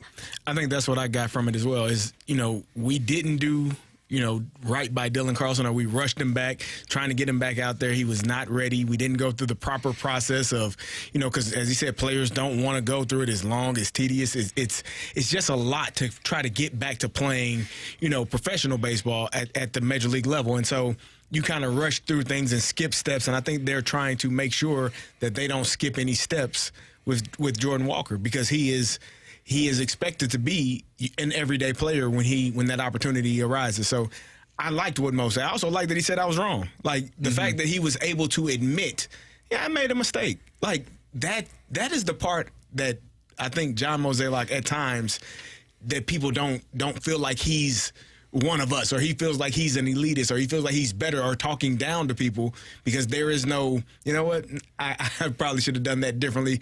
Wish I wouldn't have done that. Didn't work out how I thought it was in my mind. I thought it was going to go differently, but to be honest, because we all do make mistakes at our job, we just don't all have millions of people critiquing every mistake that you make. So, for him to say I was wrong about that one, but this is what we did, and I'm not going to make that mistake again. And I think that's what he's saying in relation to Jordan Walker. I'm going to make sure that we're going to make sure that he gets through the process, does everything he needs to do, and when the time is right, he'll be back. If only this was an exact science, right? I mean, there's so many people that have said in the past, whether a Cardinal has gone on and have had success elsewhere, to say, well, why couldn't the Cardinals figure that out? Well, perhaps it's just playing time. Like, look at Lane Thomas. Lane Thomas is a perfect example of there's no more playing time here in St. Louis. They like their outfielders better than Lane Thomas. Honestly, it kind of became the same. It became a similar situation with Dylan Carlson. Eventually, he became the fourth outfielder, then the fifth outfielder, and then they traded him. And if he does get a lot of playing time in Tampa Bay, I could see him having a Lane Thomas-esque career. Not great, not a perennial all-star, not somebody that would live up to the billing of being a one-time top prospect, but somebody that carves out a decent career for themselves. But you need playing time to do so. And I don't know what the answer is, because this is a situation, if you're the Cardinals, where you expect to compete. Think of Richie Palacios. Why did Richie Palacios get traded in the offseason and wound up getting a pretty good reliever in Andrew Kittredge? Like, why did that happen? Because Palacios got time. He got playing time last year. He did. It was a losing team. He may have overperformed for a little bit. He probably overperformed. There's something to that. But the Cardinals, I think, in this pursuit to have all this flexibility, to have a check mark by every situation, right-hander on the mound, eighth inning, who's your guy? Who's your guy for that specific situation? Left-hander on the mound for the seventh inning. Who's your exact guy for that situation? They try to have like all this versatility and all this flexibility. Maybe it costs them with some of these players. Maybe it costs them with Randy Arozarena. Maybe it costs them with, perhaps Dylan Carlson. Maybe it's costing him right now with Jordan Walker. Perhaps it's just an opportunity thing. Other teams, specifically teams like the Nationals, who have not been good, can provide those opportunities for players that kind of fizzle out elsewhere, such as Lane Thomas or Dylan Carlson. But it is a production-based business. And when Alec Burleson produces, he's going to stay. Or Michael Ciani produces, he's now going to be the starting center fielder. And Dylan Carlson becomes expendable. So I don't know. It's a tough situation for Mo and the Cardinals and any other team that's trying to compete, because at some point the player does actually have to produce. Interesting. All right, it's Fast Line on 101 ESPN. Let's do Prove Me Wrong next. If you've got a Prove Me Wrong statement, 314-399-9646 is the Air Comfort Service text line. Prove Me Wrong next.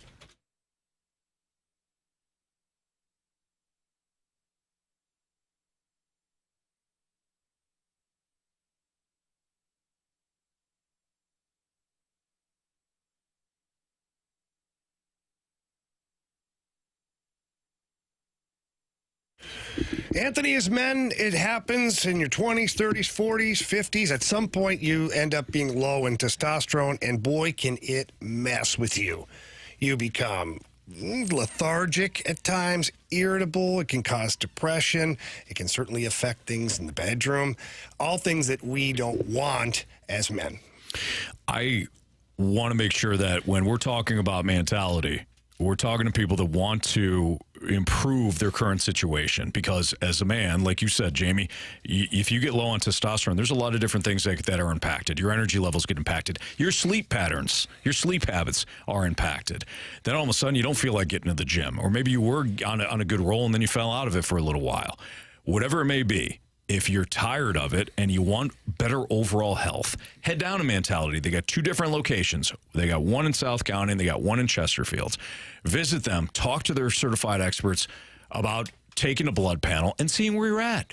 Perhaps you're not low on testosterone. Maybe something else going on. Either way, you'd like to know, right?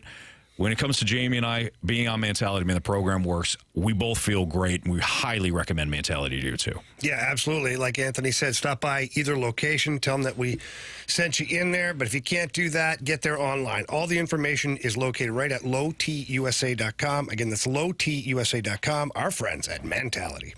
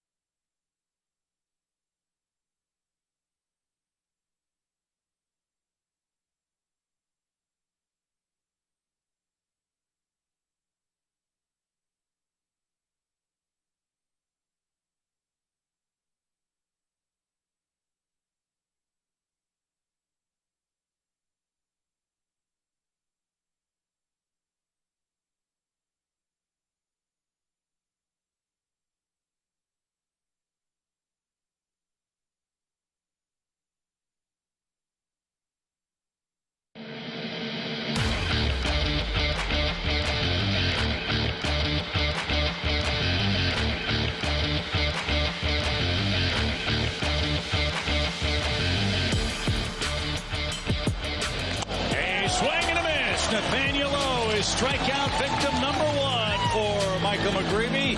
Hammer down the line. Tommy Pham's got another hit. 1 run is in.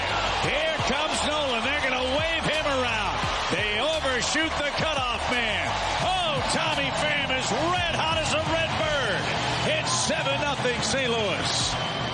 That was Chip Carey, Bally Sports Midwest on the call. The Cardinals knock off the Rangers 10-1 today at Busch Stadium. They take the series. They take 2 of 3. They won the last 2. And boy, they did so in convincing fashion. But the story today, despite the fact that the Cardinals scored 10 runs, the story absolutely was Michael McGreevy making his major league debut. The kid went 7 innings, allowed 5 hits. So he scattered 5 hits, allowed 1 run, struck out 3, walked 1, 99 pitches overall for the kid, 60 of which were strikes. He's got a 1.29 ERA after 1 start. He was outstanding. He was. Outstanding. And this was not the Marlins that came to town or this version of the Marlins where they've traded everybody now. This was the Rangers, a team that has vastly underperformed this year, sure. But you still have to face Corey Seager and Marcus Semien and Nate Lowe, Adolis Garcia. Josh Young came back. You know, he came back for this series. He went 0 for 3 today. McGreevy was special today. He was great. We have talked about, seeing these younger pitchers that we've been hearing so much about for so long, Graceffo, McGreevy, and how well would they perform and to get an opportunity. We've been wanting to see them get an opportunity. Graceffo, he's done okay, but what McGreevy did today was spectacular. We talked about the 6 innings, the first 6 innings only giving up 1 hit, ran into a little bit of trouble in that 6th inning. And so, he did a great job, though. It was fun to watch. Not really a lot of hard hit balls except for the first couple that came off the bats that were smoked.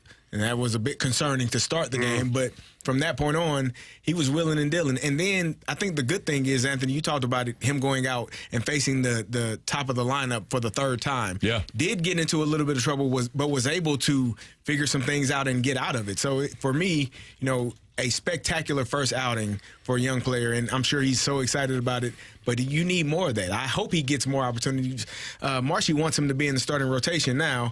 He wants he is. He wants Sonny Gray to be sent down if he needs to. But finding a way to get him another opportunity to see if this is really who he is. So this to me is a great example as to why scoring runs matters in baseball. Because if this is a 1-run game heading into that 5th inning or the 6th where he got a little bit of trouble, odds are he's out. Yeah. Odds are he probably is done after the 5th inning. Yeah, that's a good call. If it's a 1-run game, one way or the other, up 1, down 1. Yep. And you got McGreevy on the bump after 5, Ollie's probably like, okay, you did your job. Thank you. Go to the bullpen. Let's go to the veteran guys now. This is why scoring runs saves your bullpen. It's why it helps your rotation. Because you can let a guy like McGreevy sit up there and eat an extra 2 innings and not worry because you got a nice cushion there. Yeah. And you don't have to tax your bullpen. They went to the bullpen today for Romero and Lotus. That's it. None of the big, Romero's, he had 4 days rest, so he needed to get some work in anyways. Sure. That's why scoring runs is important. That's why guys like Tommy Pham went 3 for 4 today, by the way. Yeah, McGreevy was the headliner, but I'll tell you what, Tommy Pham, we got to talk about him too. There's a lot of guys that did a real good job in the batter's box today. A lot of guys got on base. I thought Ollie and the team did a great job of moving runners over, manufacturing runs, having productive outs that actually ended up in runs scored.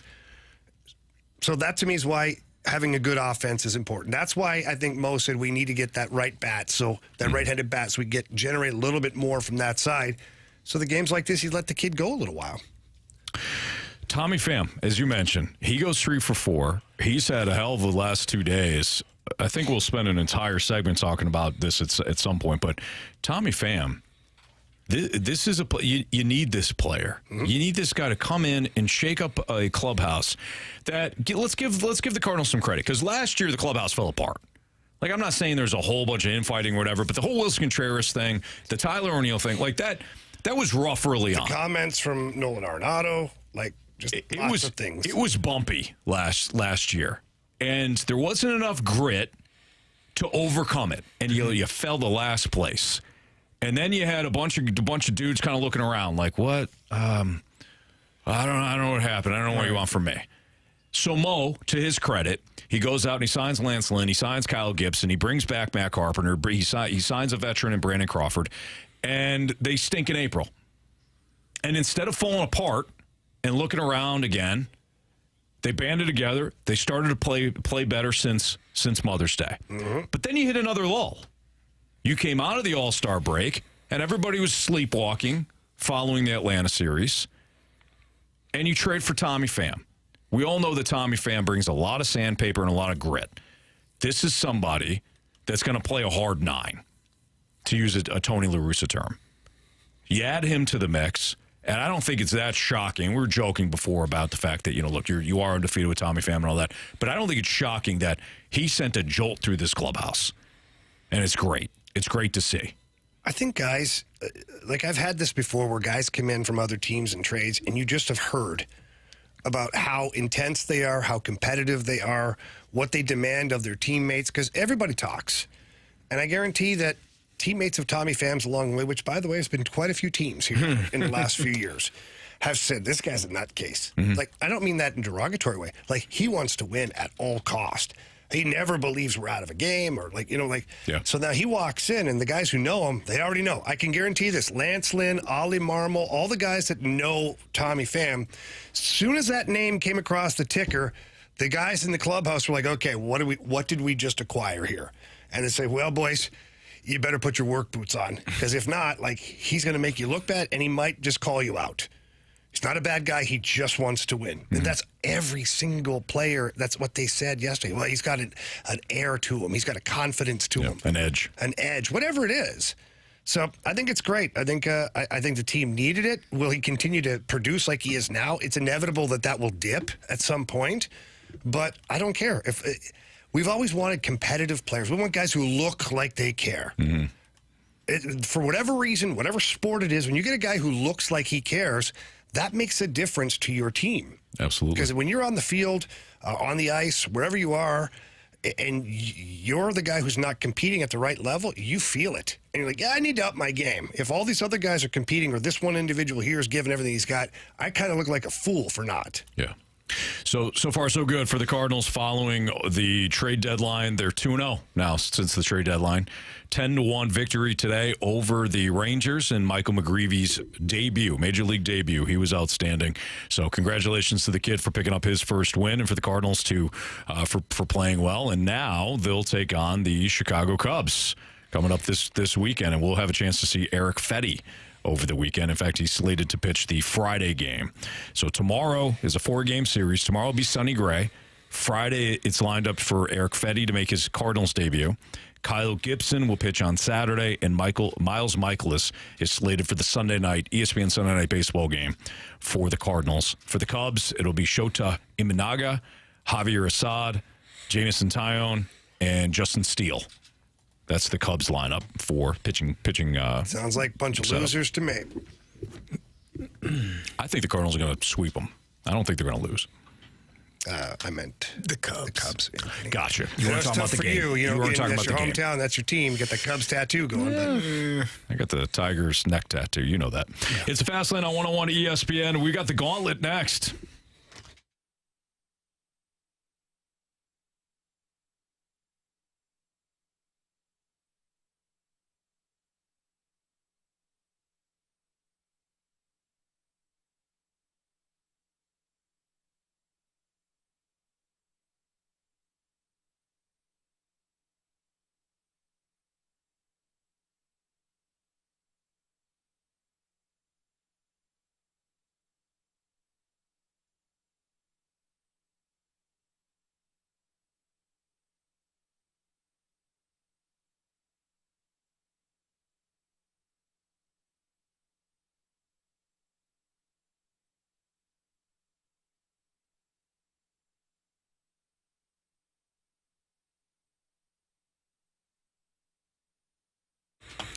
Anthony Stalter, Jamie Rivers back here with you. I want to talk to you for a second about my guy, Stewie, from Stewart's American Mortgage Corporation. He is the best in the business. He's always got great ideas, Anthony, as you know. He's got the bagel loan, which is his creation, and all that is you borrow more than $200,000. There's no underwriting fees, no appraisal fees, no title fees, lender fees, closing costs, all that. And it's not just if you're purchasing a home. Even if you're refinancing and you're borrowing more than $200,000, you could apply the bagel loan, which is a huge advantage to any homeowner or anybody who's trying to refinance or even debt consolidation.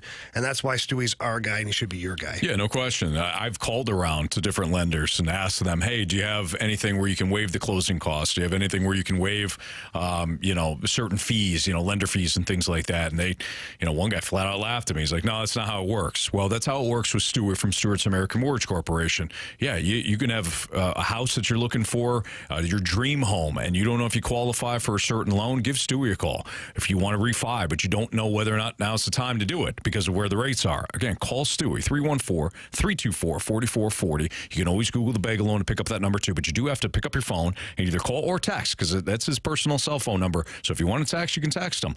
Reach out to him, see what he can do for you. He's Stewie from Stewart's American Mortgage Corporation. Again, you can always Google the bagel loan. NMLS number 226715.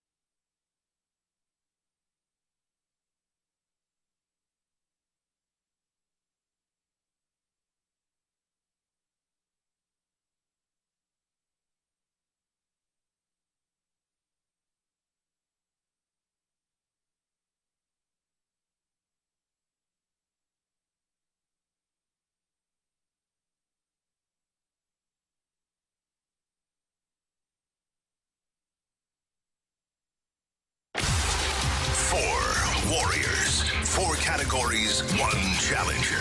Can you survive the Gauntlet?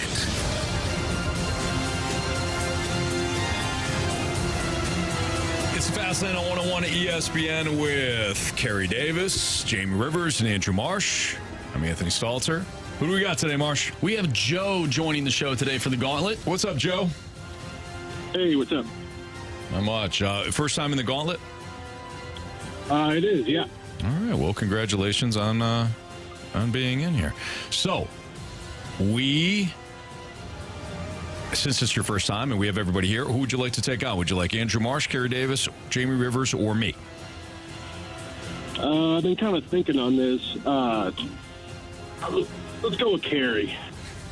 All right, Carey Davis. Up again. Here we go. All right. Carey is going into what's it? Now, you know the wheel. The wheel determines that, Carey. You know the wheel, it hears you, Carey. Yeah. And that didn't work out good yesterday. No, it did not. Not one bit. All right, Carey's going to make his way into the cone of silence. Joe, you're going to tell Marsh to spin the wheel. Spin the wheel, Marsh. Is there a category you're hoping for? Not really. Random's been pretty fun lately.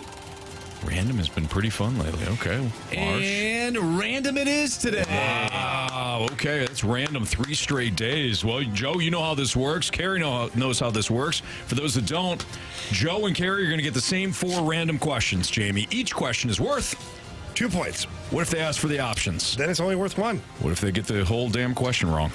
0. 0. We also have a tiebreaker. We will have a winner today in the Gauntlet. There are no ties. This is not soccer. We don't give out ribbons here. Exactly. All right, Joe, are you ready? I'm ready. Question 1. The Red Hot Chili Peppers just blew through town for a show at Hollywood Casino Amphitheater. Who is the Red Hot Chili Peppers' longtime drummer? What's his name? Options. Chad Smith, Charlie Watts, Travis Barker. It's not Will Ferrell. It's not Will Ferrell. They look very similar, though. Can you repeat the first 2 for me? Sure. Chad Smith, Charlie Watts. Let's go with Chad Smith. Final answer? Final answer. All right, Joe, question 2. Name the author of the classic children's book, Where the Wild Things Are.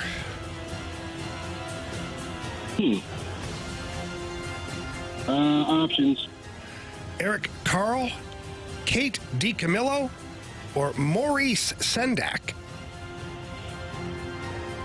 Wow. Let's go with the third guy, Maurice. Final answer? Final answer. Question number 3.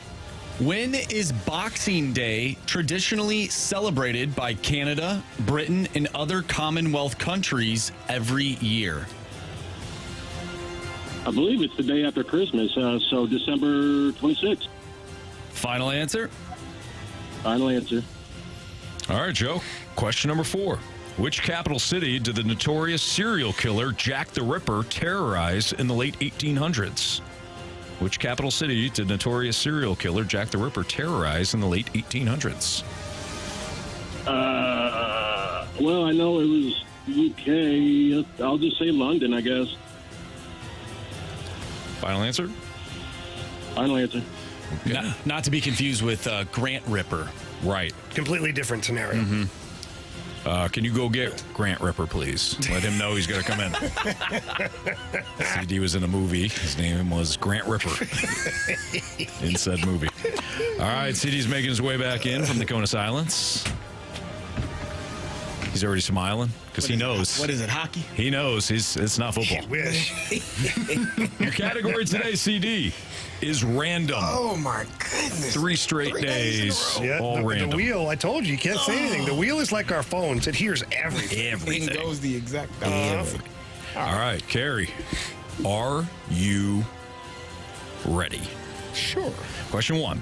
The Red Hot Chili Peppers just blew through town for a show at the Hollywood Casino Amphitheater. Which, or who is the Red Hot Chili Peppers' longtime drummer? No clue. Options, please. Chad Smith, Charlie Watts, Travis Barker. Travis Barker? He's not with the Red Hot Chili Peppers, is he? I have no clue. That's the only name I know. Is he with the... Travis Barker, final answer. Question 2, Carey. Name the author of the classic children's book, Where the Wild Things Are.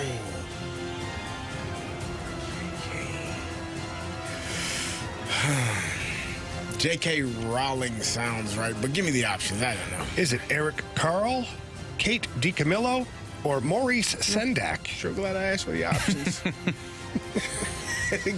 Give me the options one more time. Eric Carle, Kate DiCamillo, or Maurice Sendak? Eric Carle, final answer. Question number 3. When is Boxing Day traditionally celebrated by Canada, Britain, and other Commonwealth countries every year?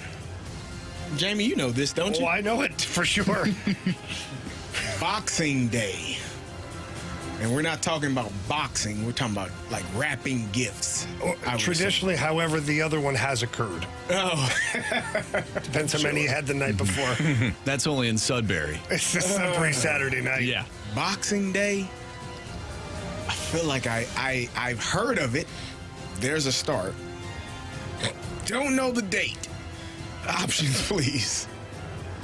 July 31st, November 28th, or December 26th?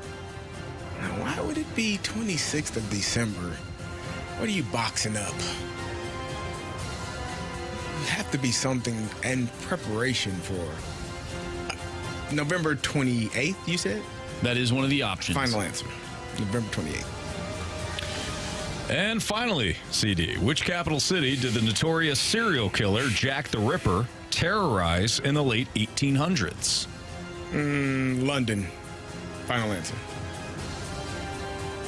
All right. Say the notorious B.I.G. Oh, Brooklyn, New York. No, not the notorious B.I.G. No. No, different guy. Different one. All right, let's go over And these. not Grant Ripper. Oh, Not Grant Ripper. Nope. That guy there. Be careful. All right, question. We'll go with the last one here. Which capital city did the notorious serial killer Jack the Ripper terrorize in the late 1800s? Joe, you said London. CD, you said London. Correct answer is London. Nice job, guys. Neither of you needed the option, so we have a 2-2 tie. The Red Hot Chili Peppers just blew through town. Terrible. For a show at Hollywood Casino Amphitheater. Who is the Red Hot Chili Peppers' longtime drummer? Joe, you took the options. You went Chad Smith. Carey, you took the options. You said, well, it's not Travis Barker. Give me Travis Barker. Correct answer is... Well, guys, Travis Barker is a great drummer. For Blink-182, it is Chad Smith. Joe with a 3-2 lead. This is not going to be good, is it? Over CD. No, it is not. No. Name the author of the classic children's book, Where the Wild Things Are. Joe, you said, I don't know, give me the last one. Maurice Sendak. Carey, you said Eric Carle. Correct answer is... Maurice Sendak. Joe with a now 4-2 lead. Otherwise insurmountable. Yeah. When is Boxing Day traditionally celebrated by Canada, Britain, and other Commonwealth countries every year? Carey, you took the options. You went November 28th. Joe, you said, I think it's the day after Christmas, so that would be December 26th. Correct answer is? It is December 26th. Joe. You have chosen wisely. Joe got you 6-2 today, Carey. 6-2. He didn't need the options on that I'm question. a little disappointed you didn't know where Boxing Day is. So do you know why they call it Boxing Day? Yeah, I don't know. Boxing up all of the stuff? You're throwing away all the boxes from Christmas. That's what everybody the next day is getting all their boxes out to the garbage and all that stuff. The recycle bin, whatever. No clue. I didn't know that. When you read that Boxing Day, I literally thought boxing was sport. I knew it wasn't boxing. I'm like, that's weird. No. Why would they have one day dedicated to boxing and it's after Get all Christmas? your issues out. You didn't get your present. Carey, it hurt that you didn't know that. But Joe, I appreciate the fact that you knew it. You did, Joe. Yeah. And you're going to be back. I didn't pick you, Jamie. Yeah, this would have been a tough one for you. I can tell you that. Yeah. I knew all the answers to these questions. So good thing. The Wild Things question? Yeah. Oh, yeah. Did you? I got 4 kids, Anthony. I got 3. I didn't know who the hell Maurice Sendak is. Just wait till you have your 4th. That's when it kicks in. Jamie, that's going to be a problem if we do. And by the way, J.K. Rowling is the one that wrote Harry Potter. Yeah, I knew that. I knew something like that. Sounded similar, though. It's a name. Yep. It's a name. Joe, we'll call you tomorrow, man. Nice job. All right, I'm excited. No. See you, buddy. Awesome. Joe was see you, Joe. Joe was like calm and cool. He just answered the questions, right? And then he drops the Tim Tebow line on us. That was brilliant. Awesome. All right, I'm excited. Nice job. All right, it's the Fast Lane on 101 at ESPN. You want to do Prove Me Wrong now? Since we kicked it off CD's here? been waiting for it all day. Let's do Prove Me Wrong. CD's in maybe CD's. I gotta feel better. Yeah, he needs a dub. That was like Prove Me Wrong next on 101 ESPN.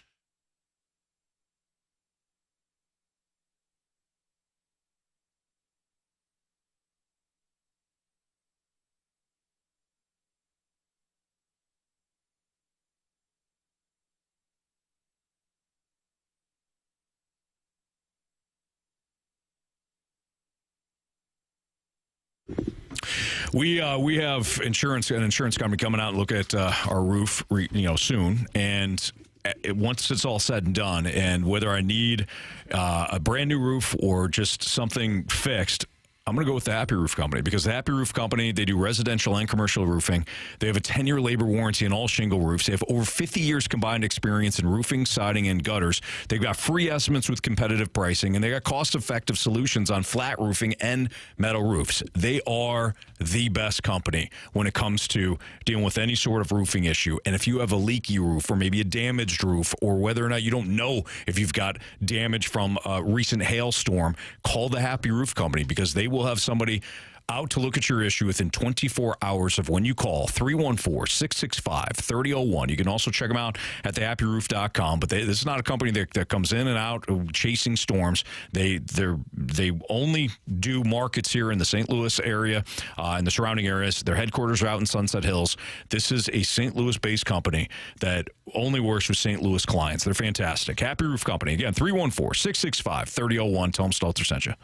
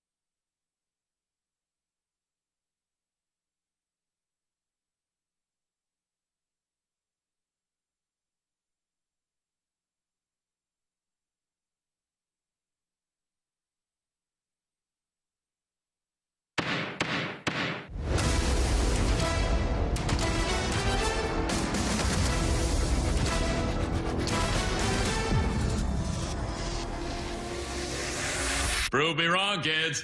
Prove me wrong.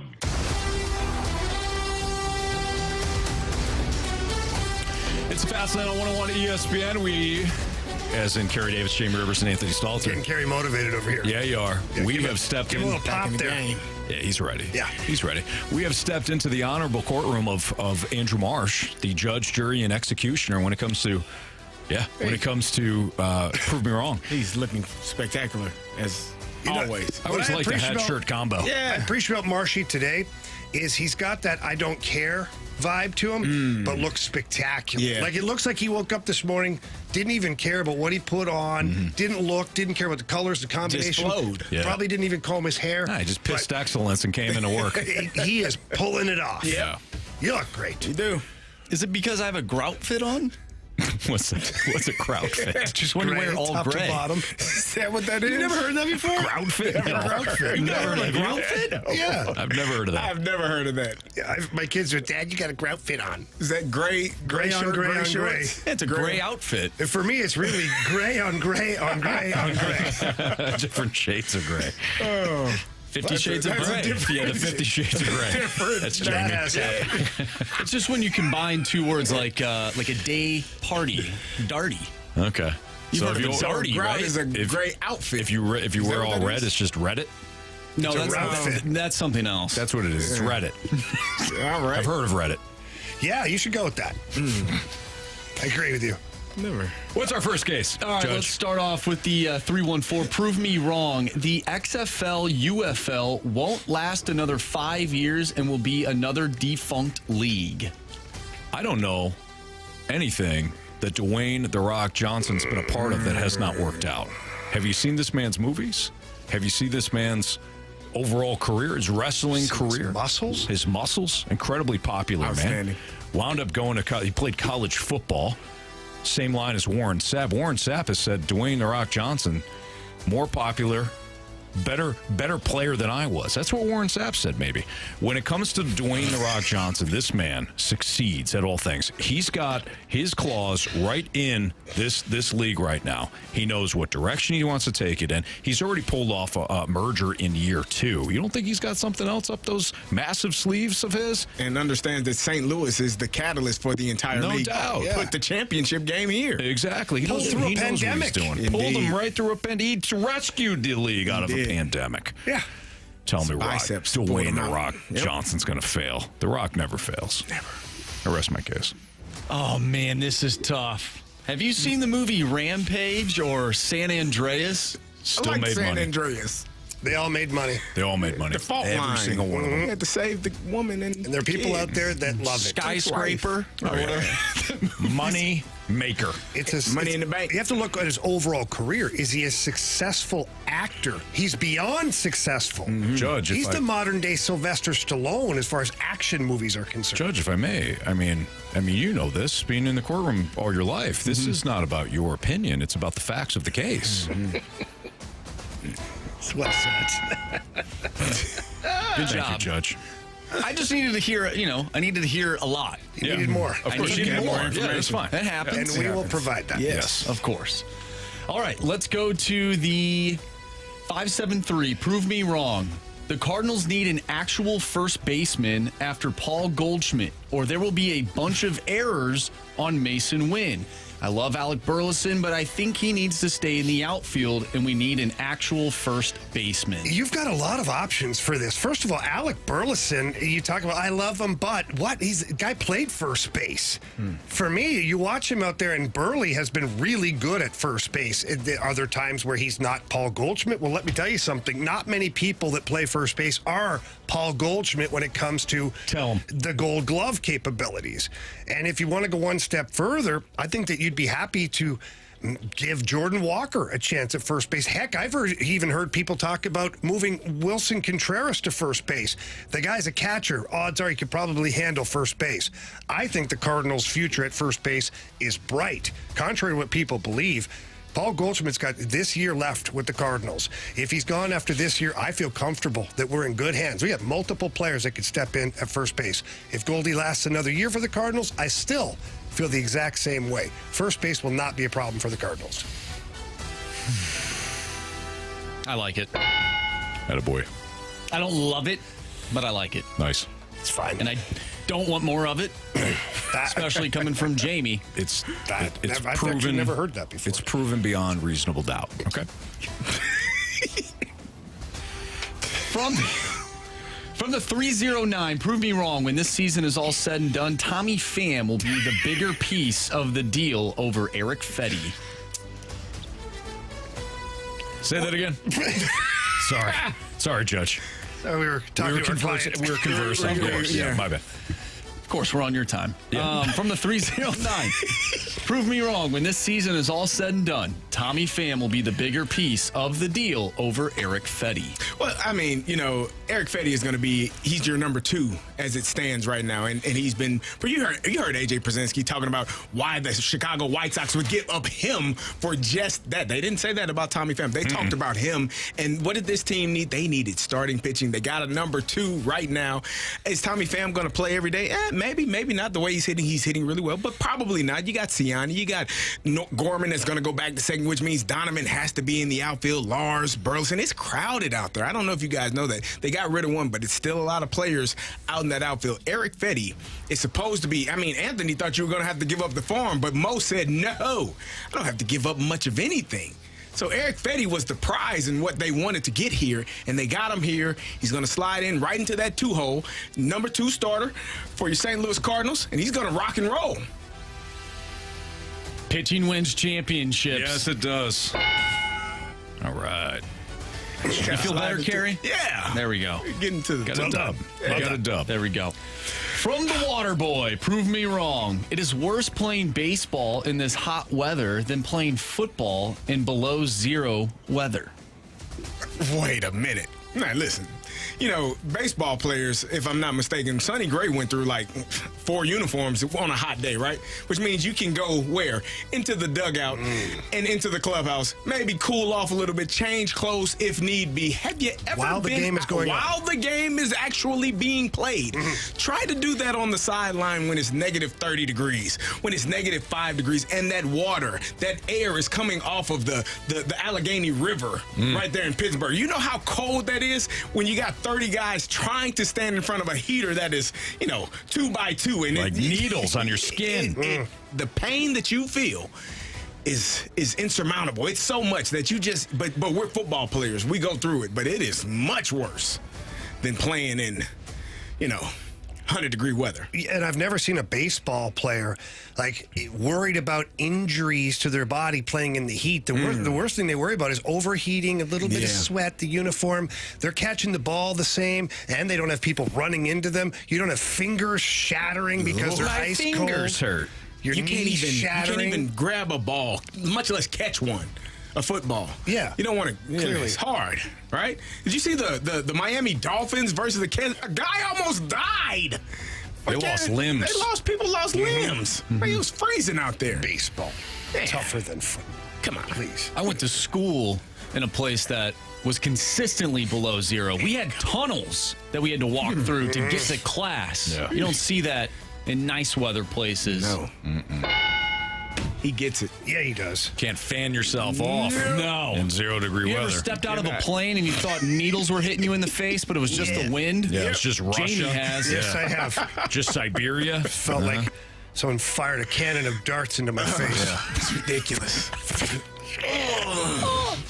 Get me inside. I love Siberia. I'm from Canada. I can handle this. Yeah. It was terrible. No, I can't. From the 636, prove me wrong. Tommy Pham lights a fire up under Paul Goldschmidt and Nolan Arenado. And the Cards finish with 90-plus wins. He lights a fire up under him. No, look, you can't motivate guys that are either Hall of Famers or borderline Hall of Famers. Those guys have that within them themselves. Paul Goldschmidt is an MVP candidate, okay? Nolan Arenado, I don't know if it's proven or not. I don't think this is. I think it's mostly speculation, but he may have stabbed somebody at some point. May have stabbed the same person twice. I don't know. I'm not Tommy Pham. I'm not saying. I'm not saying. Well, he's a teammate. Why would you do that? Well, at one point he wasn't. I'm just saying that these guys are motivated on their own. They don't need Tommy Pham to motivate them. Now, does it help the whole clubhouse be a little bit more energetic? Sure. You're talking about a man that won MVP. You're talking about a man that won how many Gold Gloves in a row, Carey? 10. 10. Yeah. Nah, that motivation comes within, not from without. What about the final part of that question? What's that? 90-plus wins? They're going to win 90-plus games? Yeah. No, there's no chance. 89. About 89. Look at the run differential. It's just science and math and chemistry. 89. And astronomy? Definitely. And definitely astronomy. Mm-hmm. It's in the stars. It's in the stars. 89 wins. You don't believe. Anthony, all you had to do is believe. I did believe. Not enough. I believe that you guys weren't going to take that case as I looked over to you and you both hid. God, you said it perfectly, though. You did a great job, sir. Yep. His nose grew about 3 feet in front of you. And I can't have that. It's already long enough. My nose. Yeah, could be an advantage. Yeah. Take in more oxygen. Yeah, that's true. That's a good point. All right, let's do the Sports Six-Pack next, shall we? 314-399-9646. Air Comfort Service text line. Sports Six-Pack next in the Fast Lane.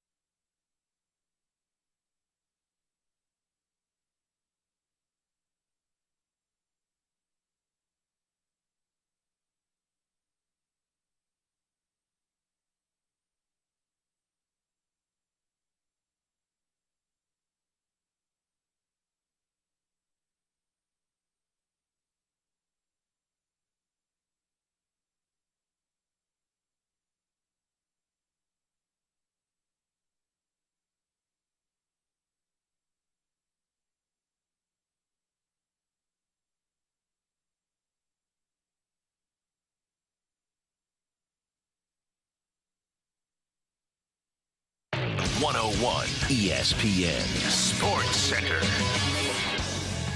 I'm Andrew Marsh. It's time for a Sports Center update driven by Johnny Londoff Chevrolet and Johnny Londoff Autoplex. The Cardinals defeated the Texas Rangers today by a final score of 10-1. They take the series against the Rangers. Michael McGreevy in his Major League debut went 7 innings, gave up 5 hits, walked 1, struck out 3, and only gave up 1 earned run. Tommy Pham, after hitting a grand slam last night in his first at-bat back as a Cardinal, went 3 for 4 today.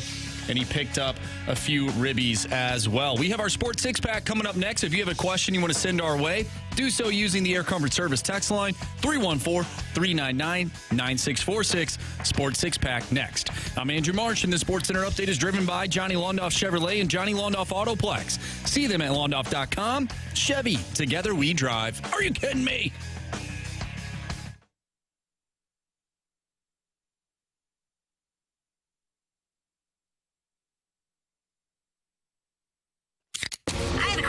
It's time for the Fast Lane to answer your sports questions. I want to ask you a bunch of questions, and I want to have them answered immediately. Asking me all these weird questions. Answer the question. Answer the question. Answer me! The Sports Six-Pack is now.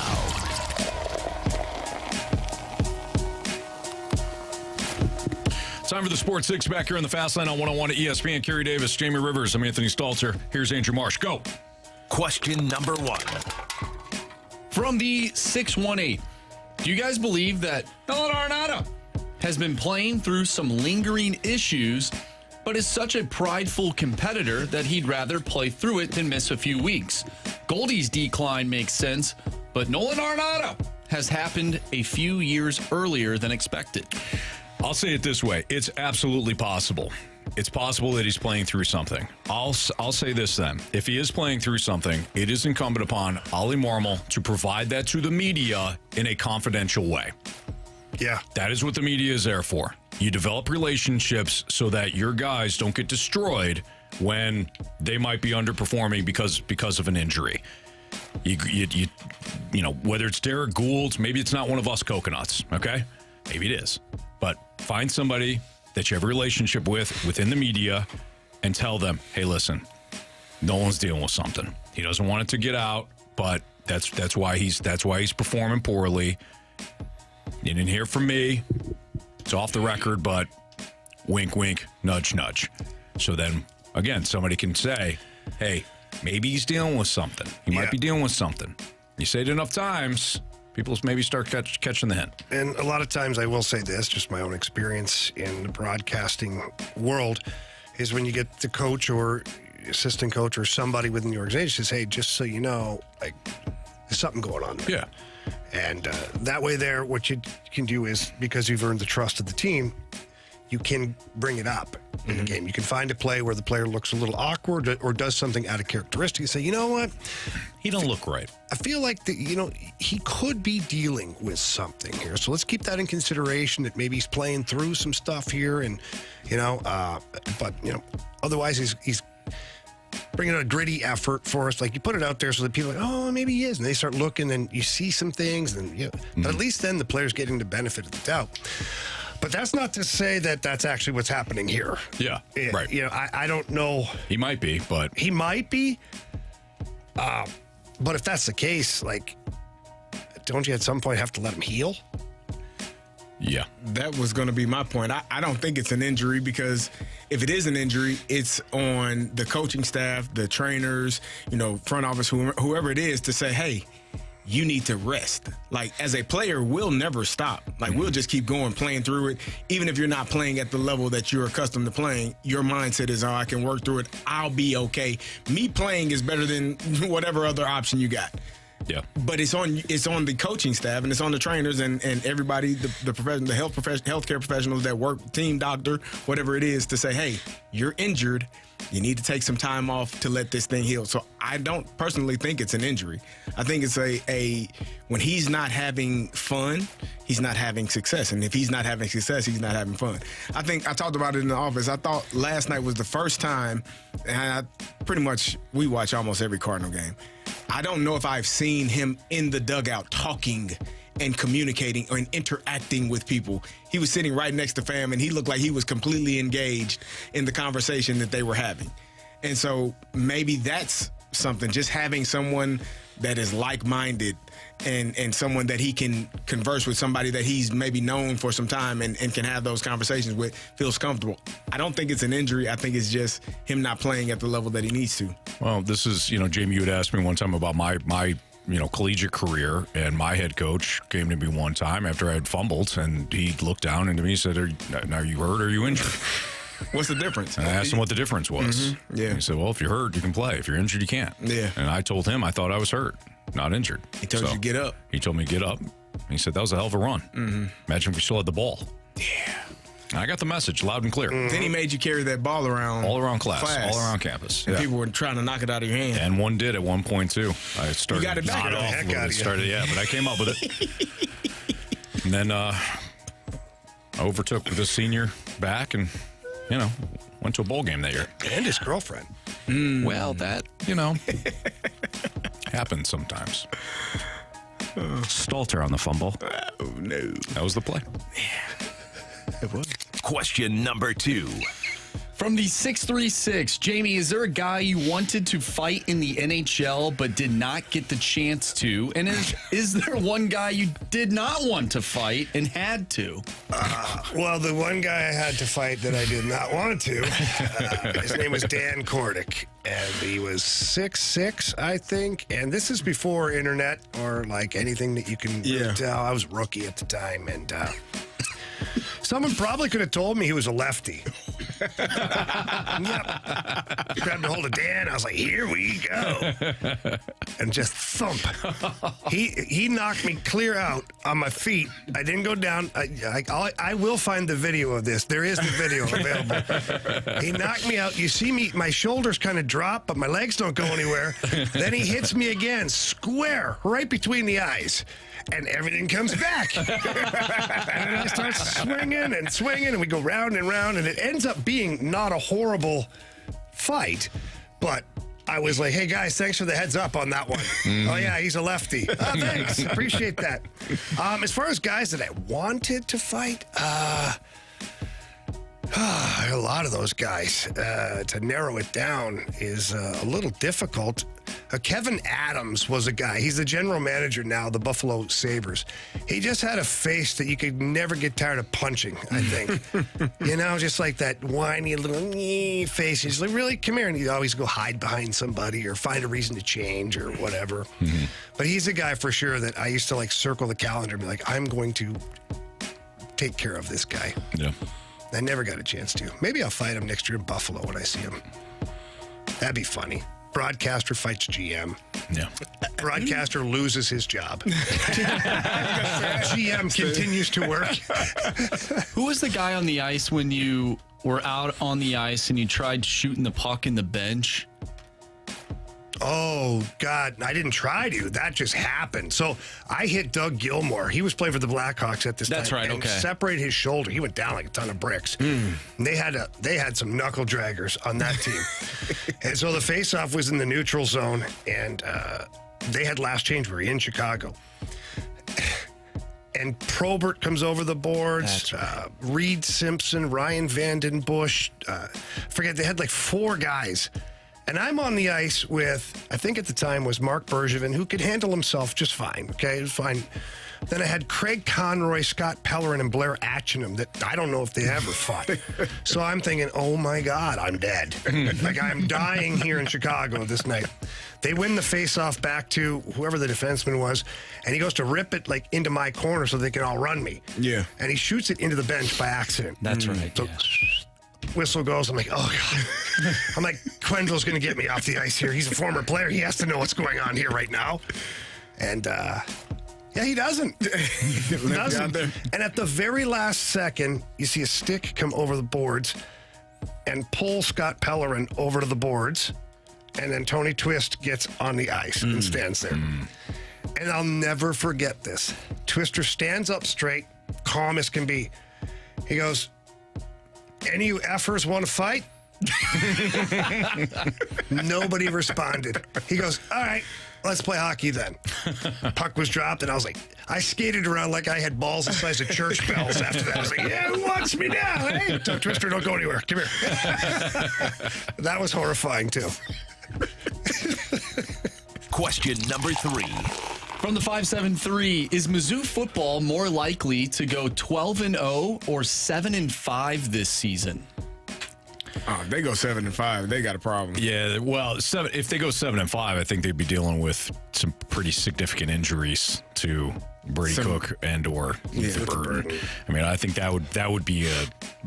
Yeah, I think they're more likely to be undefeated, quite frankly. Like, they just have one of those seasons, one of those magical seasons, and the schedule sets up really well for them to have a great season as it is. Do I think they can pull off some of those upsets that are on the schedule? Yeah, sure.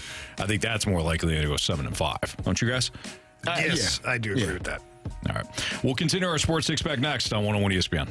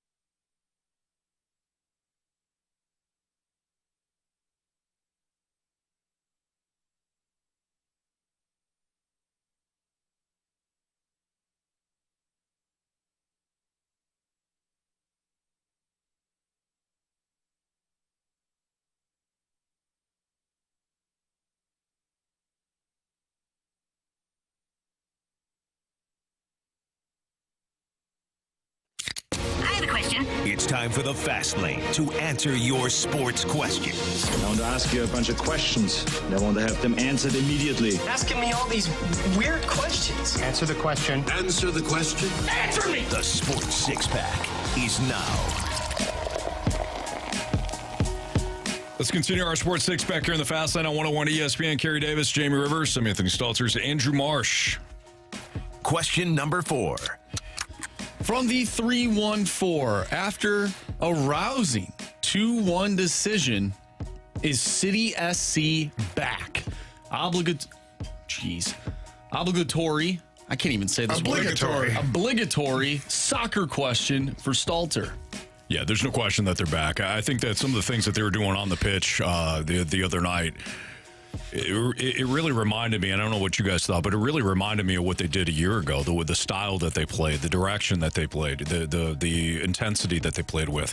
I think they finally have the right combination of players now after making some moves and certainly the coaching change, where when these guys lace up their boots and they get on that pitch, there's really no match that they can't draw and or win.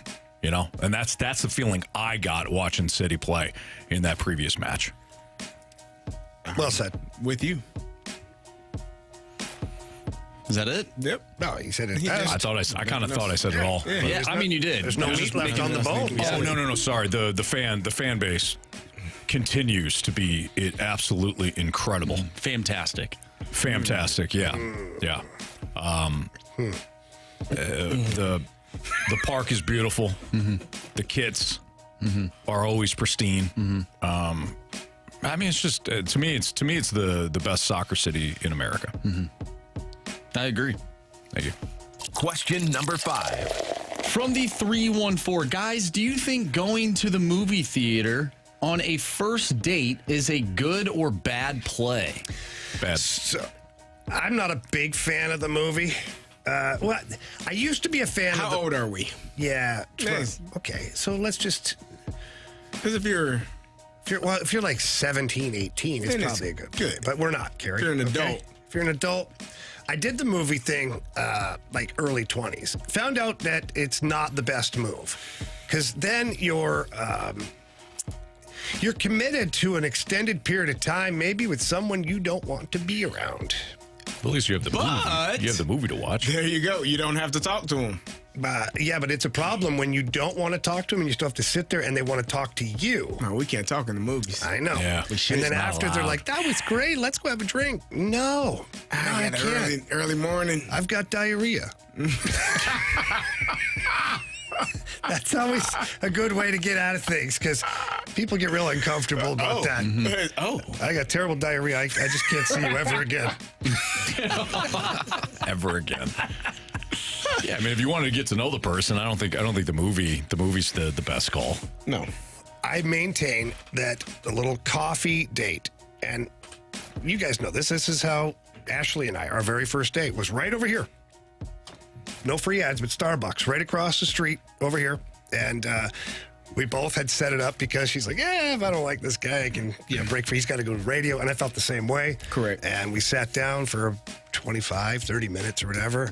And not to be sappy, but I was like, God damn, I have to go. I didn't want to. You know, it was a good time. But had I wanted to, I had a free pass to get out of there. Makes it easier to it was get out good. of there. It was a great decision, and 20, we're 30 still minutes. going strong. Nice proud job. of you, Jamie. Thank you. Proud of you. Well, no, I'm proud of her. Never any doubt. I'm proud of her, actually. That's true. As we know, she is a saint. Yeah. Hopefully she's not listening. Yeah. She is a saint, that's for sure. Yeah. Movie on a first date? I just, no. No. Not your jam. Not my jam. When would a movie date be a good date? Like, which number of date? I think When once you're you've already dating, had, like when you're in a relationship, like you all spend time in other places. Yep. Yeah, we're gonna go see a movie. All right, we'll go see a movie. Yeah, and then by that time you actually both kind of know like what kind of movie you'd like to see. It's not like you pick the movie and it's like terrible, you know? Yep. Question number 6. Hope we helped. I'm sure we did.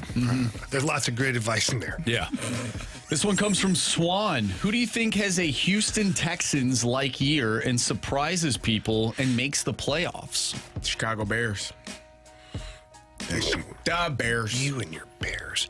You'd think Carey played for the Bears the way he reps them. 2 years in a row. Last year, Justin Fields was going to be an MVP for him. Nah, I didn't say an MVP. Pretty close. Nah, I said if he played to the caliber that he finished the season off, Well, that's a lot of players. And That's they a lot of added players, DJ Carey. Moore last year. Now they added Caleb Williams and Keenan Allen and Roma Dunze. You think the Bears are making the playoffs? Yeah. No. They're going to beat I the apologize, Lions. Carey. Your Bears are not making the playoffs. Not my Bears. They kind of are. Anthony, you'd agree. I agree with Jamie. Yeah. Okay. I mean, I did play at Illinois, so it's kind of same color scheme. George Hallis. Cut Shout out the to cord, that guy. Carey. Cut the cord. How like big of a upset would this have to be?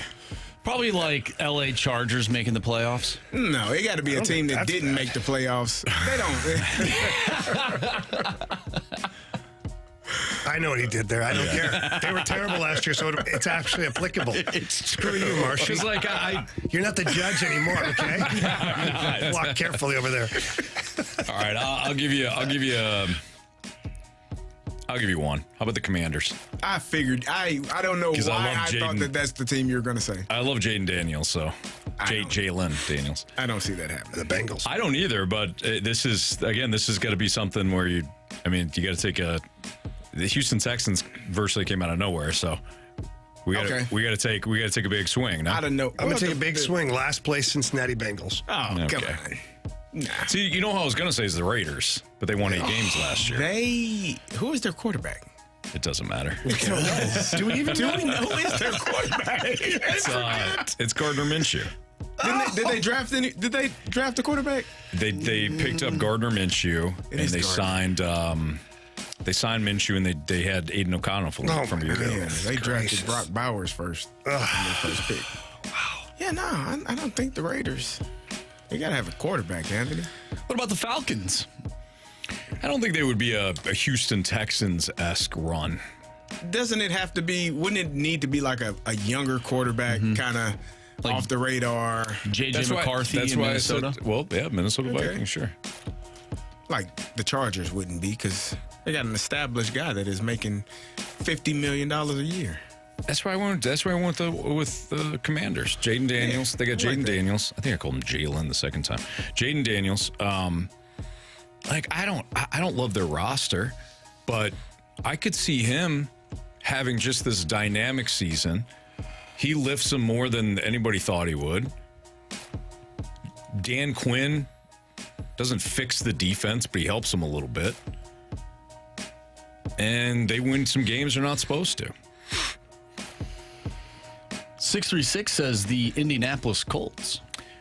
I looked at them as well. I could see that. And they almost made the playoffs last year without Anthony Richardson, too. Right. With the aforementioned Gardner Minshew. Mm-hmm. Who you guys laughed at. Hey, I have a Gardner Minshew jersey. That's because you dressed as him. I did. I went as Gardner Minshew for Halloween one year. Yeah. But that does not take away the fact that I support that guy. Wherever he goes. So Raiders is your play. Well, maybe not. All right. It's Fastlane on 101 at ESPN. Like the Bears. Can Tommy Pham bring back the Cardinal Way? Can he be the one to bring back the Cardinal Way? That's next on 101 ESPN.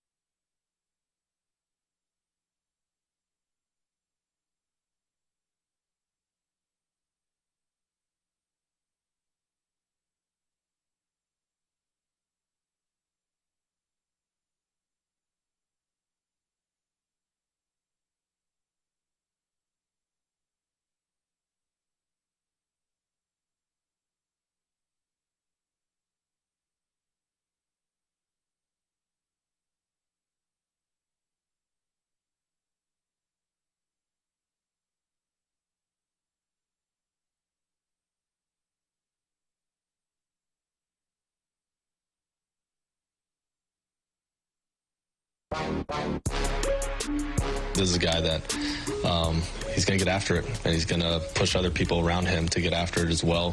He loves to win, and he brings a skill set that we need, that right-handed bat off the bench.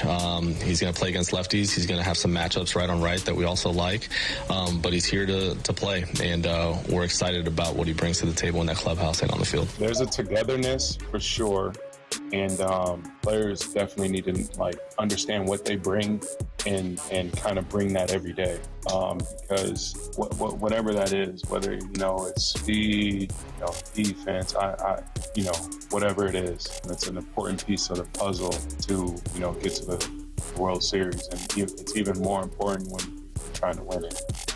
So the first voice you heard was Ollie Marmol, Cardinals manager. The second one you heard was Tommy Pham, and Tommy Pham was talking about what he learned in his run up to the World Series and playing in the World Series with the Arizona Diamondbacks, a surprise run last year. Tommy Pham is somebody that has provided a lot of juice for this team the last 2 days now. The energy high, the offense has been outstanding. It's only 2 games, so we'll see what happens. But Jamie, you brought this up to us earlier today in our pre-show meeting. You said, can Tommy Pham be the one that brings back the Cardinal way? We talked about it in the offseason about the Cardinals and Mo, and we've joked about it. Prerequisite, you want to play for the Cardinals. You've already played for the Cardinals, and you played for the Cardinals during a time when they had the quote-unquote Cardinal way. So they signed Lance Lynn, they bring back Matt Carpenter. But could Tommy Pham be the one, when it's all said and done, to kind of provide that for the club, reestablish that? Yeah, so when I'm listening, it's just interesting. I always pay attention to more to what other people are saying about a player than what he says about himself, because other people will tell you what they think of that player, and so I don't listen to the player. And last night, listening to multiple people, we could have played 4 or 5 different audio things that went through, because Lars Nootbaar was talked to after the game. Obviously, Matt Carpenter was talked to after the game. Alec Burleson. Lots of guys were weighing in on Tommy Pham. And when you get a guy that can make that much of an impact right away, that means something. And Tommy Pham is not a newcomer to the Cardinals organization. He knows. And so when you get a guy like Tommy Pham coming in and playing as hard as he has for the last 2 games, coming off the bench for the first one, making obviously a grand slam, it's an impact for sure, but just you hear him describe it, a guy that goes out there and knows what he does best and does it every single day. How can you look over across the clubhouse now if you're player X, Y, or Z and kind of half-ass it, knowing that Tommy Pham now is on whatever team it is he's on, and he wants to go win a World Series. He's out there doing whatever it takes to win. Mm-hmm. And he's providing what you want from him, and you're going to go out there and kind of lackluster it? No. Right. So, but he's not alone.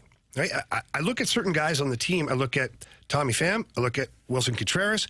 I even look at Michael Ciani. I look at Brendan Donovan. I look at Pedro Paez. These are guys that go out there and maximize what they can do for the team. Michael Ciani's bat is coming around now. He had a beautiful bunt earlier today to get a run through and whatnot.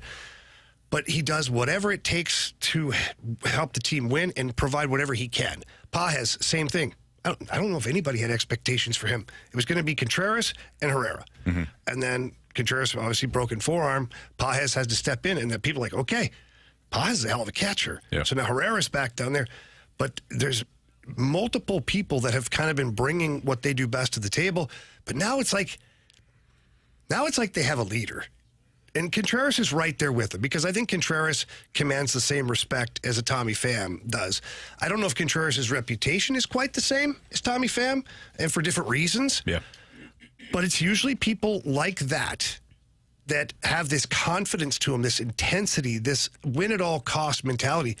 That drags a team into the battle. And I think that's what the Cardinal way is going to have to be. Mm-hmm. I mean, call it whatever it was back, way back when. But right now, in today's modern game of baseball, this is what I believe the Cardinal way has to be, is whatever you do best, bring it to the table every single day and empty the tanks. And I think Tommy Pham has done that. I loved hearing him say, talking about Tommy Pham, I loved hearing him say, make it to the World Series and win it. That's in my opinion, that is the Cardinal way. The expectation is to play in an NLCS, to make it to the World Series, to win a World Series. It's not, if we play well enough, maybe we can scratch the third wild card and make it to the playoffs and see what happens. I don't think you're selling that to Tommy. That's laughable to me, right? If we just string together a few wins and, put some bats on balls, fellas, we might be able to creep out. No one... True Cardinal fans that have been watching this and been doing this, that's not what you want to hear. Mm-hmm. No one cares about that. Oh, just get in. Like we joked about it, just get in. Anything can happen. Yeah, true. But that's not the expectation. The expectation is to win the division. The expectation is to play in the NLCS. The expectation is to win that NLCS and have a chance to win a world championship. And I think if you bring that mindset every single day and people start to kind of file in line and start to believe in that as well, and you start playing that way, that to me is the Cardinal way. So can he solely bring it back by himself? No, but he can kind of re-energize the group to understand that this is the expectation. You all shouldn't be playing to try to be the third or second wild card. Oh, the Braves are so far out of no. The Brewers are so far out. No, that's not what this is. The expectation is championships and playing like a championship caliber team. Even if you don't win it, playing that to that level is the expectation. The 618 chimes in here, and I understand because he's been steadfast on this since the day we first introduced him to the show. He says the Cardinal way is winning a World Series, period. No, that's the result. Winning a World Series is the result of the Cardinal way. That's the bottom line, because the process is what every championship team talks about. And right now, we'll call the process the Cardinal way. And if the Cardinal way can work properly and the players can buy into it, then the result will be an NLCS and then a World Series championship. But it's not the same thing. Yeah, I agree with that. Yes, you're right. It's the result of doing the things that Tony La Russa used to illustrate. Like to me, Tony La Russa and Dave Duncan, like that was the Cardinal way. And essentially it's playing a hard nine, right? Like it is doing things the right way. Not to be perfect, but you're trying to do whatever you can within that game to win it. And the results obviously were very good. I also think, as we circle back to Tommy Pham, I think timing matters too. Because I don't think you can do that over 162 games where you're constantly grinding down everything. Is just live or die every moment. You're gonna fade out. But you bring in a Tommy Pham who is intense and who's competitive, and you do so at the end of July after he had been playing for the White Sox and really the games didn't matter almost virtually from the start.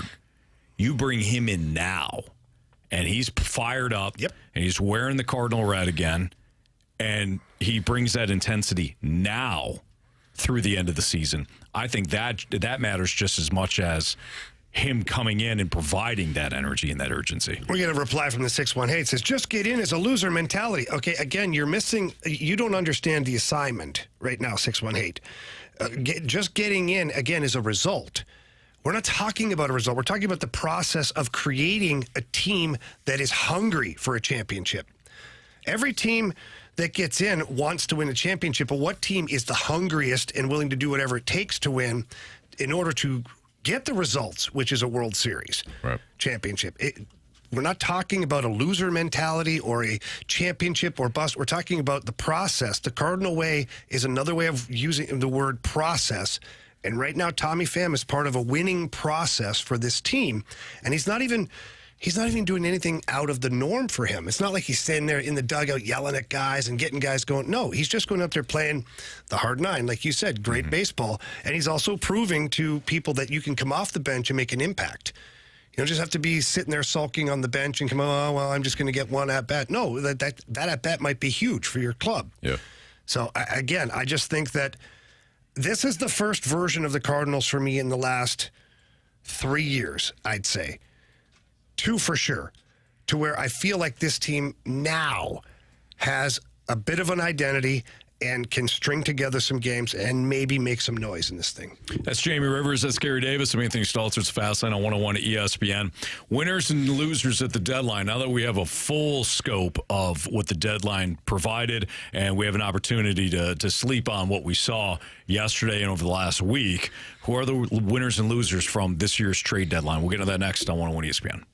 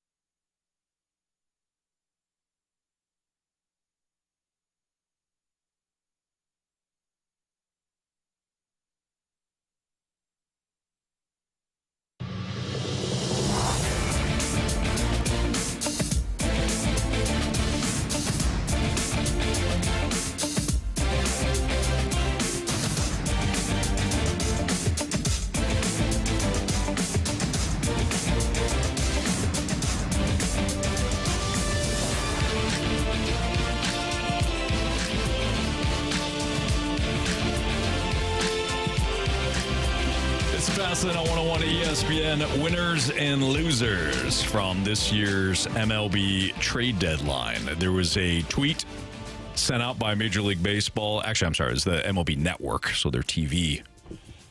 They're TV peeps. Top 5 most impactful trades at the trade deadline, according to MLB.com. Coming in at number 5, former Cardinal, Randy Arozarena, going to the Seattle Mariners. Number 4, Trevor Scott and Hoeing to San Diego from the Marlins. Number 3, most impactful trade deadline trades. And we're going to revisit this here in a second once we get to this, get through this list. But Jack Flaherty, former Cardinal, to the LA Dodgers. Number 2, Jazz Chisholm from the Marlins to the Yankees. I think Jazz Chisholm in his first 3 or 4 games with the Yankees has 26 home runs and 46 RBI. And the number 1 most impactful trade when it comes to Major League Baseball's trade deadline, Eric Fetty and Tommy Pham to your St. Louis Cardinals, according to MLB.com. Wow. Most impactful. I did not see that coming. Yeah. How about that? Look at you. Good way to go, Mo. Way to go, Mo. Good job. Now, kind of interesting that Flaherty and Arozarena are on this both list. on the list, yeah. Now, remember this. Just keep this in mind. If something else happens later on down the road and you want to be mad at Mo, remember this moment. Remember how you felt in this moment. Yeah. Don't focus on, just remember, because you, as much as we give Mo crap, you got to give him credit where credit is due. Yeah. And Jamie, I don't like the look that you have. You're saying your mouth is saying yes, but your body is saying no. And that means no. Yeah, no, I think people will forget really quickly. See? I don't think there's a chance that they'll be like, well, you know, Mo, he won the trade deadline last year. I don't care what he do in the offseason. There you go. Look what he gave up. World Series or for bust. Arozarena. True. That's impressive, though. That is very impressive. I think the Cardinals, I mean, really, I think they knocked it out of the park. I was disappointed yesterday in the, in the deal for... What's his face? Dylan Carlson? They don't disrespect him. You didn't forget his name that Sean fast. Armstrong. Sean Alexander. Sean Alexander, the former Seattle Mariners running back. This guy's going to come in and shove. He is. He's going to be great. It's going to be all because of you. He's going to chip on his shoulder. That's fine. Well, then you can thank me. I'm fine with that. Did I say Seattle Mariners? Seattle Seahawks. I thought you did it on purpose, which would have been better. I can find all kinds of crap on that one. The former Seattle Mariners running back. Yeah. Holy smokes. Is it 5 o'clock? Yep, it is. Anyways. No, yeah, this could be good for them. Look, Dylan Carlson, they had him as a 4th outfielder coming into the year. Like, they were done with Dylan Carlson at the start of the year. He was a 6th outfielder yesterday. Yeah. Until he got traded. He was the 4th guy coming in. And for somebody, he was going to start. Yeah, that was only because everybody was hurt. They were done with Dylan Carlson. They told you what they thought of Dylan Carlson. So I think I was still hanging on to the whole top prospect thing. I'm past it now. Did you get it? Did you give up, him for a rental reliever? Yeah. Did it make much sense? No. But still, it's over. You got something. And Mo did great overall. There you go. He got exactly what he needed. I'm shocked by the Fetty deal. He pulled it off. Tommy Pham has been fantastic in 2 games already. He's made a huge impact. And yes, Sean Armstrong will be fantastic for this bullpen. You needed another guy. So, A+ for the Cardinals at the deadline. I agree. Do you guys agree with that list? With this list specifically? Like the rankings. Like the most impactful? Yeah. Boy, it's hard to argue with what Jazz Chisholm's done thus far for the Yankees. And if we're like projecting, yeah, I could get on board with that, especially if Jack Flaherty's hurt. Jamie, you had mentioned this. Yeah, the Yankees, go ahead. Yeah, so the reports are that the Yankees had a deal in place for Jack Flaherty, who the Yankees desperately needed a starter. And then they received the medical history or the medical records of Jack Flaherty and pulled out of the deal. So I don't know what I mean, we've heard that before, right? The Cardinals have talked about his injury history, and Jack Flaherty got mad when Mo talked about it, and then we heard about the slap tear and all this stuff that's going on there. But, guys, correct me if I'm wrong, but the Yankees needed a starter, and Jack Flaherty could have helped them tremendously, and they declined the trade based on what the medical papers said. Yeah. And then the Dodgers swooped in, so we don't care. We don't care. We got plenty. We're fine. We got doctors that'll clear them. Yeah, pretty much. But so, do you find that, like, interesting? Yeah, I find it very interesting. Absolutely, because as you mentioned, Jamie, the Yankees need pitching. They didn't wind up with any pitching. Mm-hmm. Garrett Cole got scratched from a start two days ago. They needed pitching. Carlos Rodon has been nothing short of a dumpster fire for them. Like, they needed pitching. And they were like, he's been great, but you're not liking these medicals. And the Dodgers are like, to hell with it, we're good. No, I would be very concerned about that. He was the best pitcher available, but only if he was healthy. As we know, in St. Louis, Jack Flaherty hasn't always been healthy, hasn't stayed healthy. There are some things that certain medical staffs deem as problematic and others don't. You know, I mean, just like you got good doctors someplace, and I'm not saying that the Yankees doctors aren't good or the Dodgers doctors aren't good, but some of them feel more comfortable with certain ailments than others. And maybe the Yankees saw something and they just felt like, this is not worth it to go out and sign him. And the Dodgers were like, yeah, that's not really as bad as another team may make it. So it could be nothing, really. Yeah, or do you believe that, though? I know it could be, but he's done well so far this year. And as you said, he was one of the top pitchers on the market. If he hasn't run into any issues yet, I know he had a couple of back issues where he had to sit down, and that was probably a little bit. Maybe that's the concern, is maybe the back issue that he had. But, Carey, let me ask you this. How do you feel about the fact that Jack Flaherty is a straight-up rental? He's a straight-up rental. Mm-hmm. So even if he goes there, pitches 2-3 games, and then something medically happens, like, it's just a rental. The Yankees aren't married to this contract for next year or any other years. Does it make it worse? Because I think it does.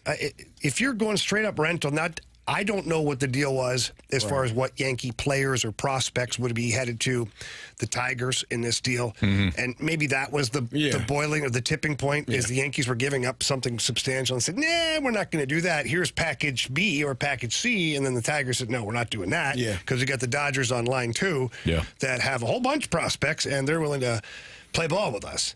But still, it's alarming to me that a team that just needed a rental looked at the medical stuff and were like, meh. And maybe it was the what was going back in return. They just didn't feel comfortable. Mm-hmm. Or maybe, like I said, some people, some doctors don't feel comfortable with certain issues and certain ailments when you're trying to sign a player. And they may have looked at it and said, yeah, he's okay now, but potential risk of this flaring up in a month or two, that's not worth it. At the worst time when you need him the most. Yeah. So maybe that's part of the reason why they said no. So who's a loser at the deadline? Would you consider the Astros? Yeah, I was just going to say the Astros. Yeah, what are you doing?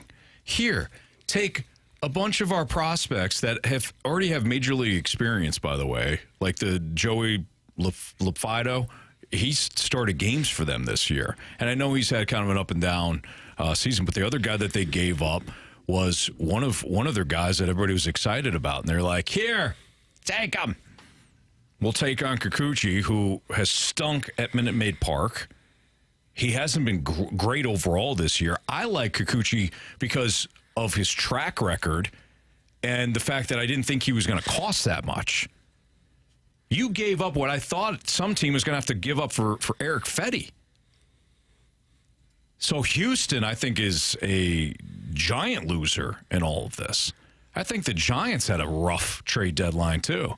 Yeah, that was weird. You gave up Jorge Soler and Austin Jackson for nothing because you wanted to free up money. You're the Giants. Right. What are you talking about?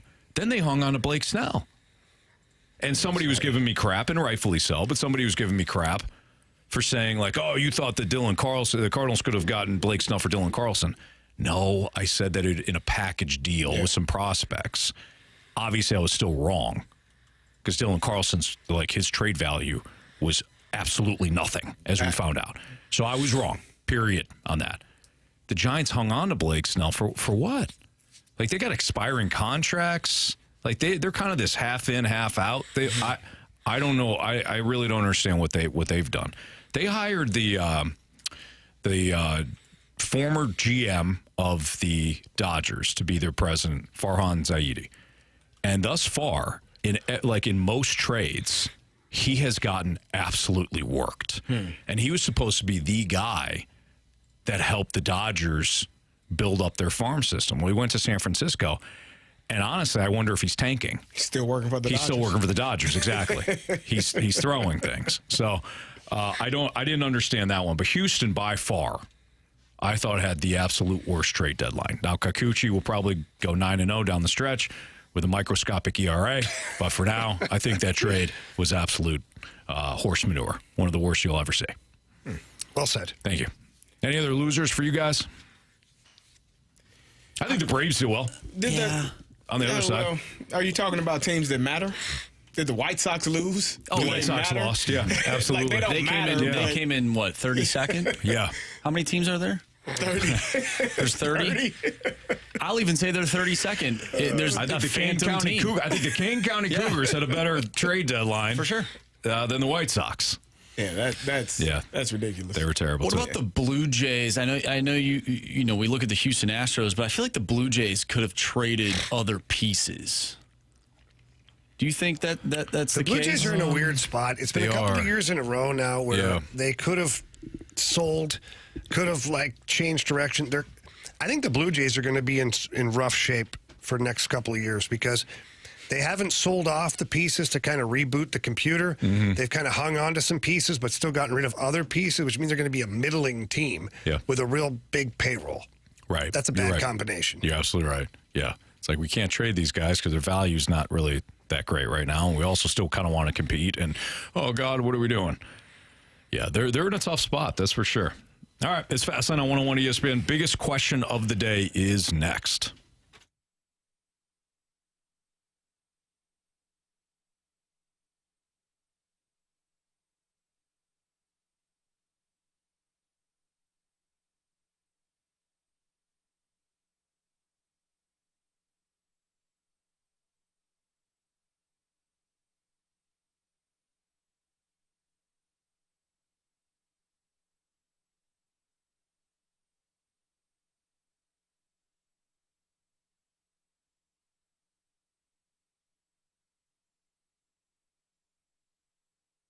Gentlemen, are you currently using ED meds?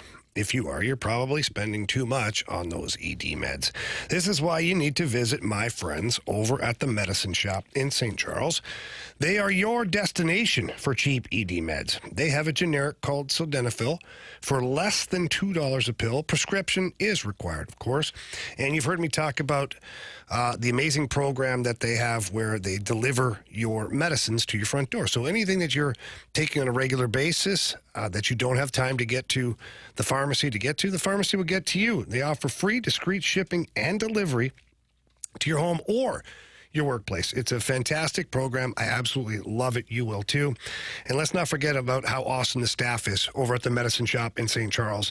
Any questions that you have, walk in, ask them. They're going to point you in the right direction. They've helped me out tremendously with allergies and other things. And really, the customer service is top notch. And it's not a big chain, right? This is privately owned. So these people take a lot of pride in running a great pharmacy, and they want to make sure they take care of everybody just like they do their own family. So please head over there. Tell them Jamie Rivers sent you in. They got a new website too. Check that out. Lots of information. All you have to do is visit stcharles.medicineshop.com. Again, that's stcharles.medicineshop.com.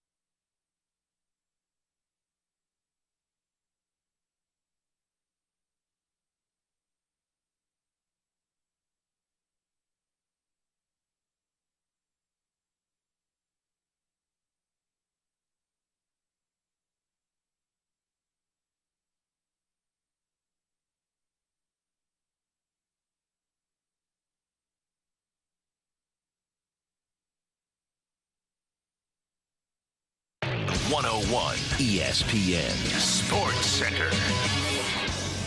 I'm Andrew Marsh. It's time for a Sports Center update brought to you by Saliga Heating and Cooling. The Cardinals take the series against the Texas Rangers. A 10-1 victory today. Michael McGreevy in his Major League debut went 7 innings, gave up 5 hits, walked 1, struck out 3, and only gave up 1 earned run today. So great start for Michael McGreevy. Tommy Pham went 3 for 4 as well. And of course, he hit that awesome grand slam last night in his first at-bat back as a Cardinal. So the Cardinals take 2 of 3 against the Texas Rangers, and they'll take on the Chicago Cubs this weekend. If you missed anything from today's show, make sure you go to 101ESPN.com or check out the free 101 mobile app.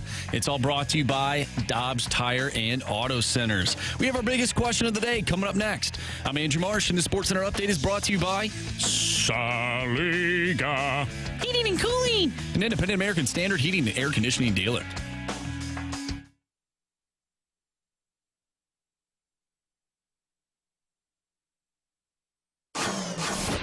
It's time for the Fast Lane's biggest question of the day. Time for the biggest question of the day here in the Fast Lane on 101 ESPN with Carey Davis and Jamie Rivers. I'm Anthony Stalter, and this is Andrew Marsh. All right, guys, Michael McGreevy, 7 innings, only gave up 1 run today in his first outing as a major leaguer. A fantastic day, and the Cardinals absolutely needed it. Tommy Edman, he's a Dodger now. Dodger. Tommy Pham. You say he's a doctor now. I was like, Dodger. whoa, that was fast. He's a smart guy. Actually, you know what? He's the doctor that approved Jack Flaherty's deal. There you go. Let me take a look. See, yeah, he's fine. He's fine. I know. He's fine. He did go to Stanford. Exactly. Yeah. Anyways, let me take a look. He's good. Tommy Pham, not Tommy Edman, the doctor, former Cardinal. Tommy Pham was asked about Michael McGreevy and his spot start, and this is what Tommy Pham had to say. Really, that was a spot start. Man, we got to try to keep him here then. If he goes 7 innings against, a lineup like that, he could help us win. Indeed, he can. It was a good day. That's what I'm listening to. It was a great day. Yeah. What should the Cardinals do with Michael McGreevy down the stretch? And, do you see him being a part of this team in any capacity, even if that's out of the bullpen? If that's going to be the case, maybe you look at him in September when you have September call-ups. You could do that. As far as him joining the starting rotation, I doubt it. Who are you going to replace? Lance Lynn is going to the IL. If you replace Palante, what message are you sending him? Hey, nice job, kid. Take a seat. It sorts itself out. Lance Lynn got injured. Somebody else will have a knee that is barking at him like you did. Yeah. It happened to multiple guys. Mm-hmm. Your knee hurt? Nah, coach, I'm good. No. Your knee hurt? Now it does. Yeah, it actually does a little bit. A little pain. Right. Cool. Who are you guys thinking? His knee is hurting right now, maybe. I don't know. Maybe it's a blister on the finger. I don't know. Yeah, maybe he felt something in his oblique. Right. Yeah. Groin. Sure. A lot of different body parts that nag. It's a long season, Anthony. It certainly is. 162 games. 162. 30 some odd starts. It's a marathon, they call it. Yeah. You don't know. I don't know. Miles Michaelis. Huh? I did see him make a couple of You do have faces. to go miles. To get to where you need to go. Miles and miles and where you're miles. going. Yeah. Where you going. There you go, Anthony. You do the rest. You're really good with lyrics. No, don't you do any extra lyrics. Why not? You like the times I... You gave Carey the remix earlier. I did. Very questionable. You get carried away is what you get. What? I don't know what you're talking about. Yeah, I liked them. would. You would. Realistically, let's be serious, okay? Yeah. Realistically, no, Michael McGreevy was fantastic today. Yeah. But you're not going to disrupt your starting rotation. Would I? Absolutely. I'd be walking up to one of these guys and saying what you said, Carey. Hey, does your knee hurt? Well, now it does. Yeah. And maybe one quick jab to the side of the knee. That's not good. Tanya Harding. Yeah, no, don't do that. And then you got Michael McGreevy in the rotation. Short of that, no, he's going to go back down to Memphis. But one hell of a cup of coffee today. I feel like he should get another opportunity. I'm with Marshy. Like, when you go out and perform as well as he did today, 7 innings, 1 run allowed. I think he gave up 4 hits. Didn't walked 1 guy, I believe, and just had a really good outing for your first major league performance. Like, we talked about Matthew Livermore in his first performance last year. It was good. Like, it was pretty good. It was above, just a bit above good, but it wasn't what we saw today. Mm-mm. Like, you get a guy out there, and we talked about Graceffo. He got an opportunity earlier this year. It wasn't as good as what we saw today. Right. And so, if you're needing pitching, and eventually, I know the hope is that these guys are ready for 2025, but you got to get them some opportunities here. And if it's in the bullpen, I'm actually okay with that too, because being able to do both, in your first few outings, I think is okay. But don't. I say that and say how frustrating it is to watch Matthew Livermore have to do both. But I think give him a chance to stay here on the roster, because I think he earned it today. And you want to see at least what he can do one more time. So one good game doesn't make a career, right? And I know that sounds crusty, and it sounds whatever. But let's celebrate the game that he had. I don't think there's any need right now to force feed him back into the lineup, because you're going to have your regulars hitting here coming up. I think I said it earlier. I think the first time you have a doubleheader where you can call a guy up to give him a start, I think McGreevy's your guy. And then if he repeats the same calmness, the same control, location of the pitches, gives you good innings, then I think at that point you start to think a little harder and go, okay, that's not just a one-off now. Yeah. This has been a couple of times, and it's not like you're screwing the guy over. Mm-hmm. You send him down, let him continue whatever he's doing down there, get his start, but then the next doubleheader, he's the first guy up, and you give him another chance at it here. That way I don't like the idea of bullpen starter. I don't. You have enough of those guys in your lineup. Mm-hmm. And if Lance Lynn happens to come back anytime soon, then Andre Palante might end up being a bullpen starter, like, you've got enough of those guys. Right. Don't mess with McGreevy. Let him continue to develop down in Memphis, because apparently he's game ready.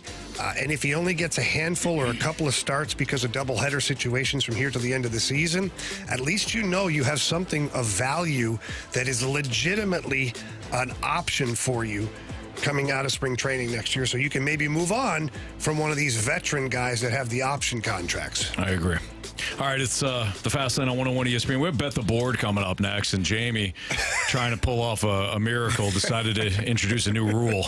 That's a great rule. It is actually a great rule. It is. It's a lot of fun. Love it. I did like it. It's great that I'm leading, and now Jamie's coming up with an idea. At least he's not like somebody and decided to just scrap the whole project because he's in last place. That's right. So, you know what, Jamie? I'll give you that. Thank you. So we got Bet the Board, 3 stars of the day, criticisms and compliments. It's all next on 101 ESPN.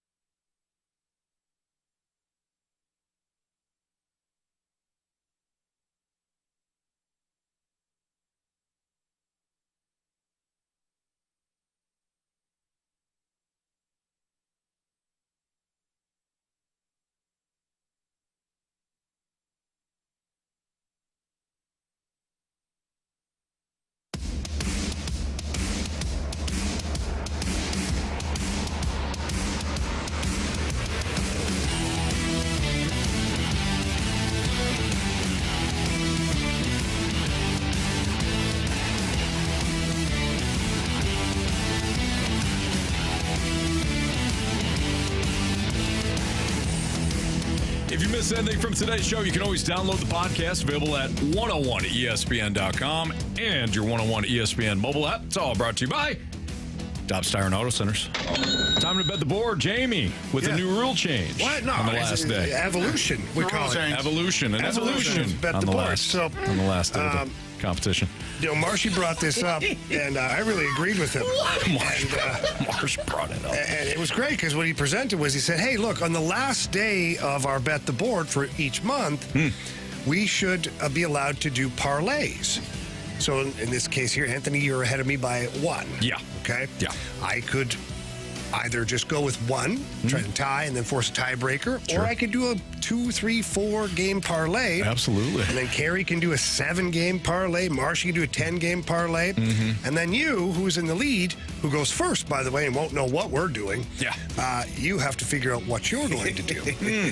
And now the odds, of course, they're against... No, the odds are against the parlay guys because putting that many games, if our record proves anything, it's been hard enough to just win 1 every night, let alone multiples. So that's the way we're going to approach it. Anthony, you're a good sport. I said we're not going to do it this month, and you said, no, let's do it. He did. I did, actually. You heard it, Carey. I'm not even lying about this. I actually did say that. Yeah. Now, I don't know if the first part of that statement was true and that you said, let's wait. I think that was somebody else. I said, but I said, you know what, let's do it. Did I not? Somebody else did say let's wait. You said it, I think, was and trying I backed to it up. Be fair. All right. And I said, fine. Then Anthony said, no.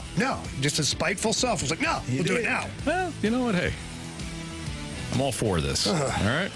Until he loses, he's going to be Ranthony tomorrow. All right, Anthony, you're first. Let's go. Let's hear it. I'm going to go with, I'm not going to do a parlay. Okay. I'm not going to go for 2 points or 3 points, try to bury you people. You people. Just like you people being the 3 in front of me.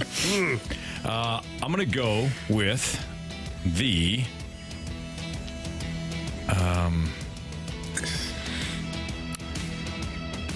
give me the Padres minus 140. Dylan Cease is on the hill against the Dodgers, who blew it for me last night, or else maybe this wasn't as close. So give me the Padres minus 140. Okay, so now the evolution of this game is that I can also pick the same games, right? Yes. Okay, Yes. but I have to. It had the same It has bet. to be a parlay, though. But it can't be the same bet. It can be the same bet, but it has to be the same tape. But it has to be part of the parlay. Oh, I don't like that. Okay. So here's my. Because he'd still have to hit all of them. Yeah. So here is my parlay. I'm going to go with 4. So I want to bury Anthony. I too have the Padres at minus 140. Okay.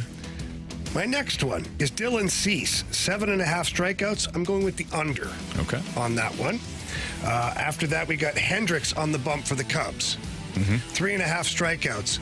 I'm going with the under. He hasn't been missing a lot of bats recently. And then I've got O'Neal Cruz with over 0.5 total bases tonight. Wow. Okay. So you're going with a 4-teamer. Yeah. All right. Marshy, what do I need to catch up? Well, I mean, this complicates things. So where it's at right now. To get Anthony, I believe, what did I say in the break? 4? Yeah. That would be to tie Anthony now. All right, so I got 4 bets. And that's if Anthony loses. So I'm going to take the Padres-Dodgers, the over 7. I'm going to take Gavin Lux. He is at 0.5 hits. I'm going to take the over. That is minus 1 something. It's less than 150. Shohei Ohtani, 1.5 hits, runs, RBIs. I'm going to take that. It's minus 110. It'll be over that. Manny Machado, 1.5 hits, runs, RBIs. I'm going to take that as well. Okay. And I got to take one more just to make sure I give me the Dodgers. No, you know what? Give me the Padres minus 136. My 5 bets. Wow. All right, I have a 7-leg parlay. This is awesome. See, Anthony? This is fun. I have Houston minus 1.5 against Pittsburgh. I have Houston and Pittsburgh to be over the run total of 8. So over 8 in that game. I have the Dodgers and Padres under 7. I have San Francisco minus 1.5 against Oakland. I have San Francisco, Oakland. No score in the first inning. Wow. They were getting in the weeds here. He's going to have to. I have the Cubs and the Reds over 9.5. And I have the Los Angeles Angels money line. All right. Is that all? That's it. All right. There you have it. Bet the board. This should be good. Boys, I put my parlay in our group chat. If you guys could all do the same thing, I definitely want to be monitoring how this goes today. Yeah, Can I change mine? No. No. Final. You're fine. Is You're it locked final? in. Yes. I'm Come locked on, in. Carey. I just wanted to change one. No. All right. All right, no problem. There you go. I put mine in. Thank you. You're welcome. All right, March, what do we got for criticisms and compliments? Yes, we have one from Lisa. Guys, have a great night. And Jamie, the diarrhea line seriously had me giggle. LOL. In hospice, it's a common word, but not on your show. No, typically not. It's a great way to get out of a date, Lisa. Something to think about. From the 573, I can't stop laughing. Good. All right. All right. Good job. For the 618, for the integrity of the board, the parlays should all be independent bets. What? So, like, if I take the Padres, you can't take. Oh. Yeah. So is it? Well, it's a work in progress, okay, pal? Yeah. We got to hit all of them, correct? In order to win. Yes. Yeah, we do. Yeah. Okay. Every single one of them. Yeah. So, all right. That's why I should have took the Dodgers to win outright. Be here with you guys.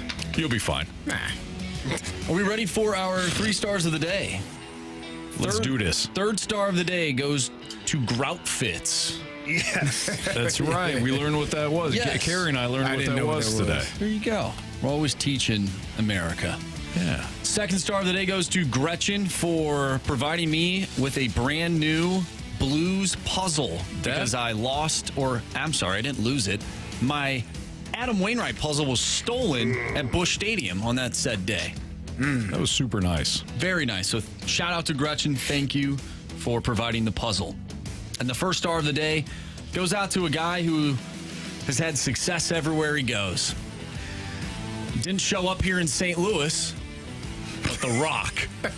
First star of the day. Nice. Good. The Rock deserves that first star of the day. Yeah, he needs it. He needs it. Absolutely. Yeah. All right. That'll do it. That'll do it for us here in the Fast Lane on 101 at ESPN. We have instant replay coming up. Have a great night to everybody. Thanks for watching. Thanks for listening throughout the course of the show. For Jamie Rivers, Carey Davis, Andrew Marsh, I'm Anthony Stalter. What are we going to talk about tomorrow, boys? Cardinals? My awesome parlay that hit. Some football? Maybe some football? Football. Football starts tomorrow, yeah. Should be great. Looking forward to it. Yeah. See ya.